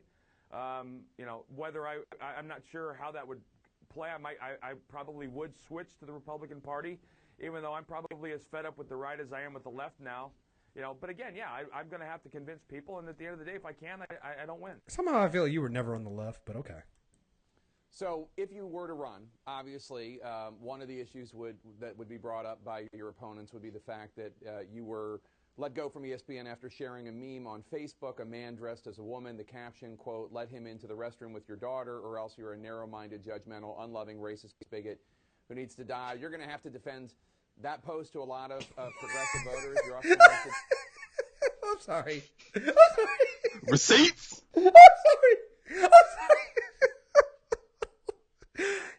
Yo, Jake Tapper sometimes gets on my nerves for just how unemotional he is when he says something like that. But I love the fact that he was unemotional when he said because this is a ridiculous thing to say and a ridiculous meme to share. But I love that he was just kind of deadpan as he said this, because it's amazing. Defend retweeting an image that likened 5 to 10% of Muslims worldwide, which computes to about 80 million Muslims, to Nazis. Are those... No, that's not true. That's not true. No, I compared I compared Muslim extremists to Nazis. That extremist part is, I know it's tricky, but that's the part that gets left out by everybody. That was if you take the word extremist out, that's an incredibly racist post, which is why the word... Nope, you're right. You are so right, Curt Schilling. The extremist is the part of that statement that makes it, okay. It's totally not a racist statement. In fact, you should say it more. I encourage you to say it more. Like when you start doing press tours and press junkets, keep talking about Muslim extremists, and now we have a Muslim extremist problem. Keep saying more of this. Yes. Make T-shirts. Put it on a T-shirt. You know what you should do? Make America Great on the front. Deport Muslim extremists on the back. There you go. Two-parter. After that, there have been multiple stories about the comparisons. There is a very long-standing connection between Islam and the Nazi Party, and you can go back to before the Second World. What? Excuse me? See, no, he forgot to say Islam extremism. Wait, he just forgot the extremist part. It's totally not racist, Chris. Totally not racist. Wait, excuse me, what? What did he just... I hate Curt Schilling so much. I'm sorry, I've never heard of this before. Like, is he serious? Curt Schilling is a crazy person. And talk to that one. And as far as the transgender post, the only thing I'm going to defend in that is what I said. It wasn't my post. I was reposting a post, and I had commented on it. And my comment was, men should use the men's room and women should use the women's room. Why do we need the federal government telling us otherwise? The last question I have for you, sir, is it has to do with Donald Trump, because if you do run, you'll be, I'm sure the Democrats will try to tie Donald Trump to you and make you the Massachusetts version of Donald Trump. You've not... I'm sorry. You're right.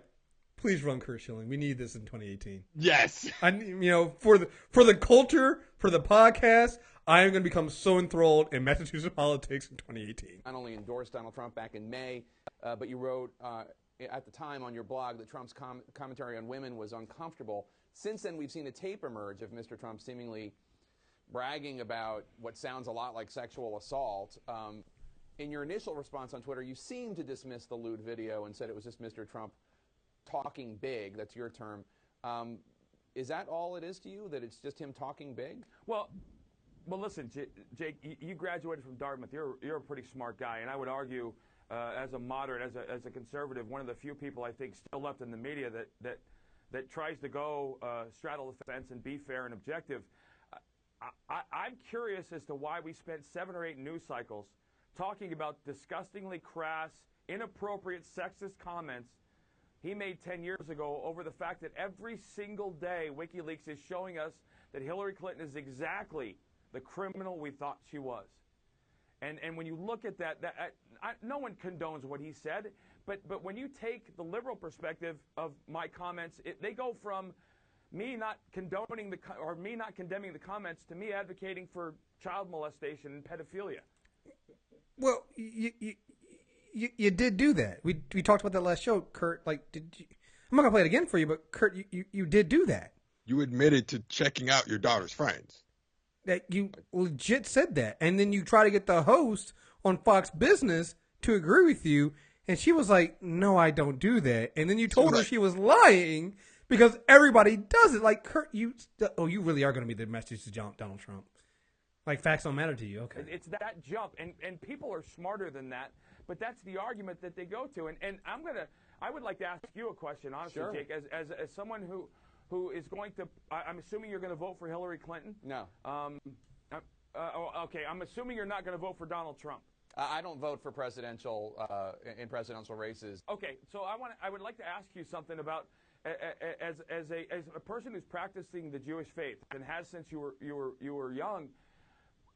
I don't understand, and this is the amateur non-politician to me. I don't understand how people of Jewish faith can back the Democratic Party, which over the last 50 years has been so clearly anti-Israel, so clearly anti-Jewish Israel, that I mean, I don't know what else would need to be done, said, or happen for people to understand that the Democratic Party is allied with Israel only because we have agreements in place that make them have to be.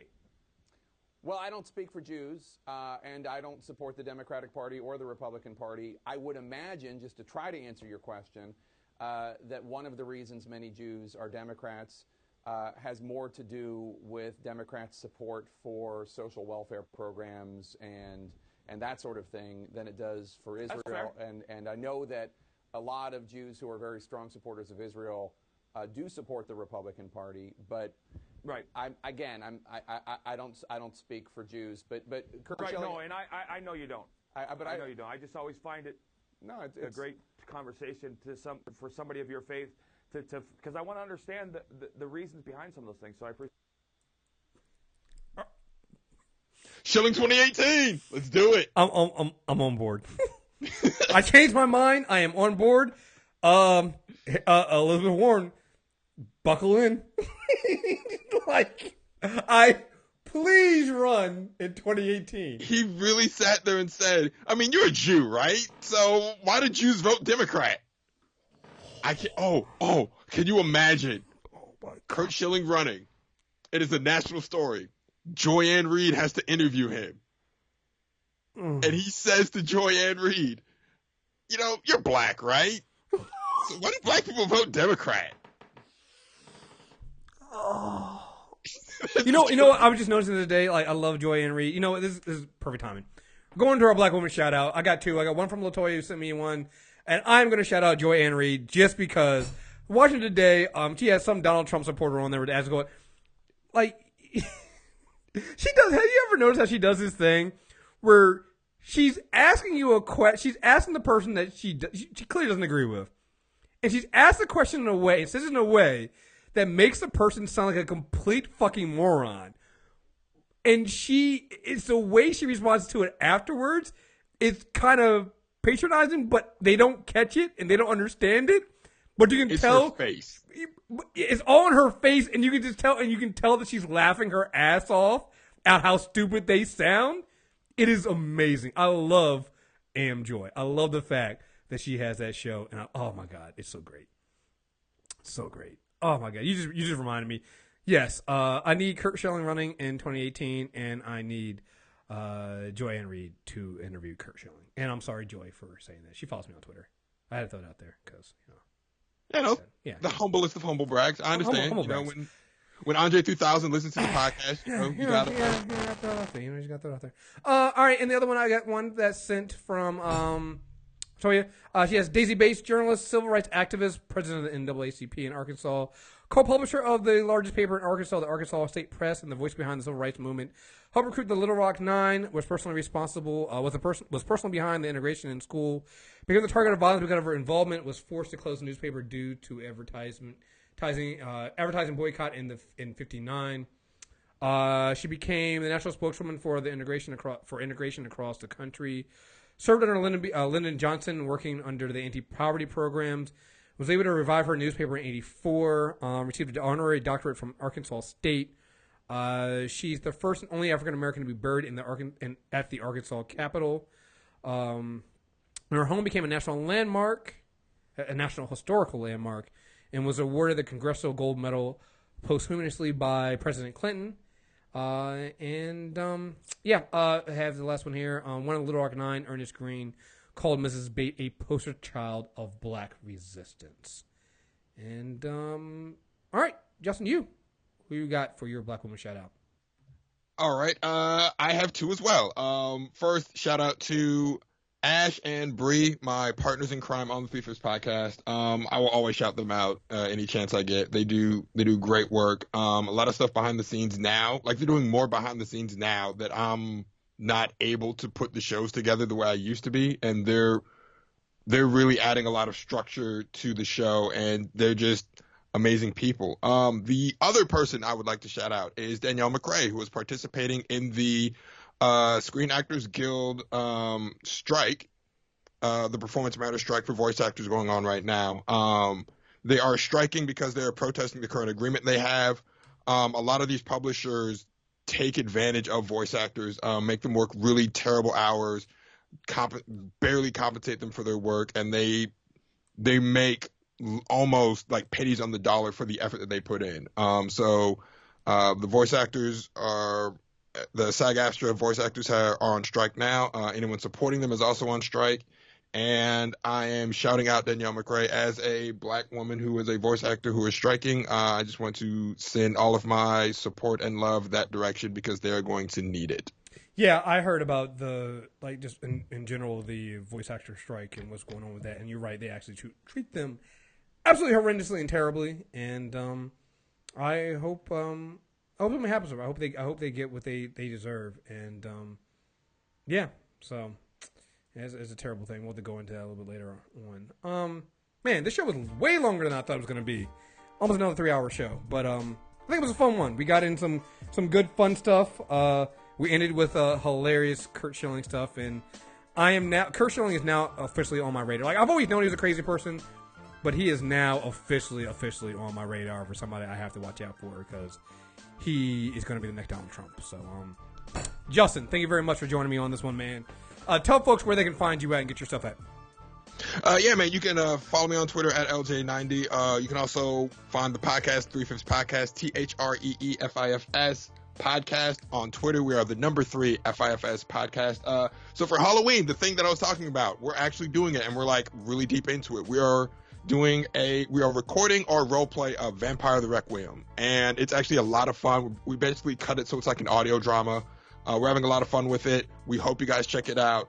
We're also going to have Danielle on the show tomorrow to talk about just voice acting, how she got into it, and the strike itself. So we've got a lot of cool stuff coming down the pipe. We thank everyone that's given us feedback on all the cool stuff we're doing. We're able to do it because of you guys, and we hope to be able to bring you more cool stuff in the future.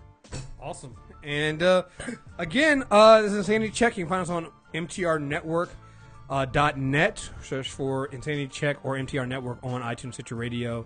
Don't forget to check out DPOM this weekend. Monday, you'll be dropping the next episode of the Unanimous Decision. And again, all the Super Tuesday stuff is coming out. Again, no Insanity Check next weekend.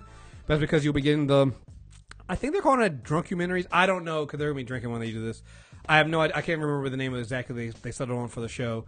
But that'll be in place of the Insanity Check next weekend, next Saturday. And then it'll be a premium show. So again, if you want to be a premium member, go to MTR Network or MovieTrailerReviews.net. Sign up for premium stuff there. A lot of cool stuff coming down the line for that stuff. And also check us out. I think it's MTR Network on YouTube. Find our YouTube channel, subscribe. Not only are we putting out the interviews, but all the episodes that we publish are also going on to YouTube as well as YouTube videos. So that we'll be able to get this show as a YouTube video on there. So again, folks, thank you guys very much for listening. And Justin, thank you very much for joining me. And until next time, we are out of here. Peace.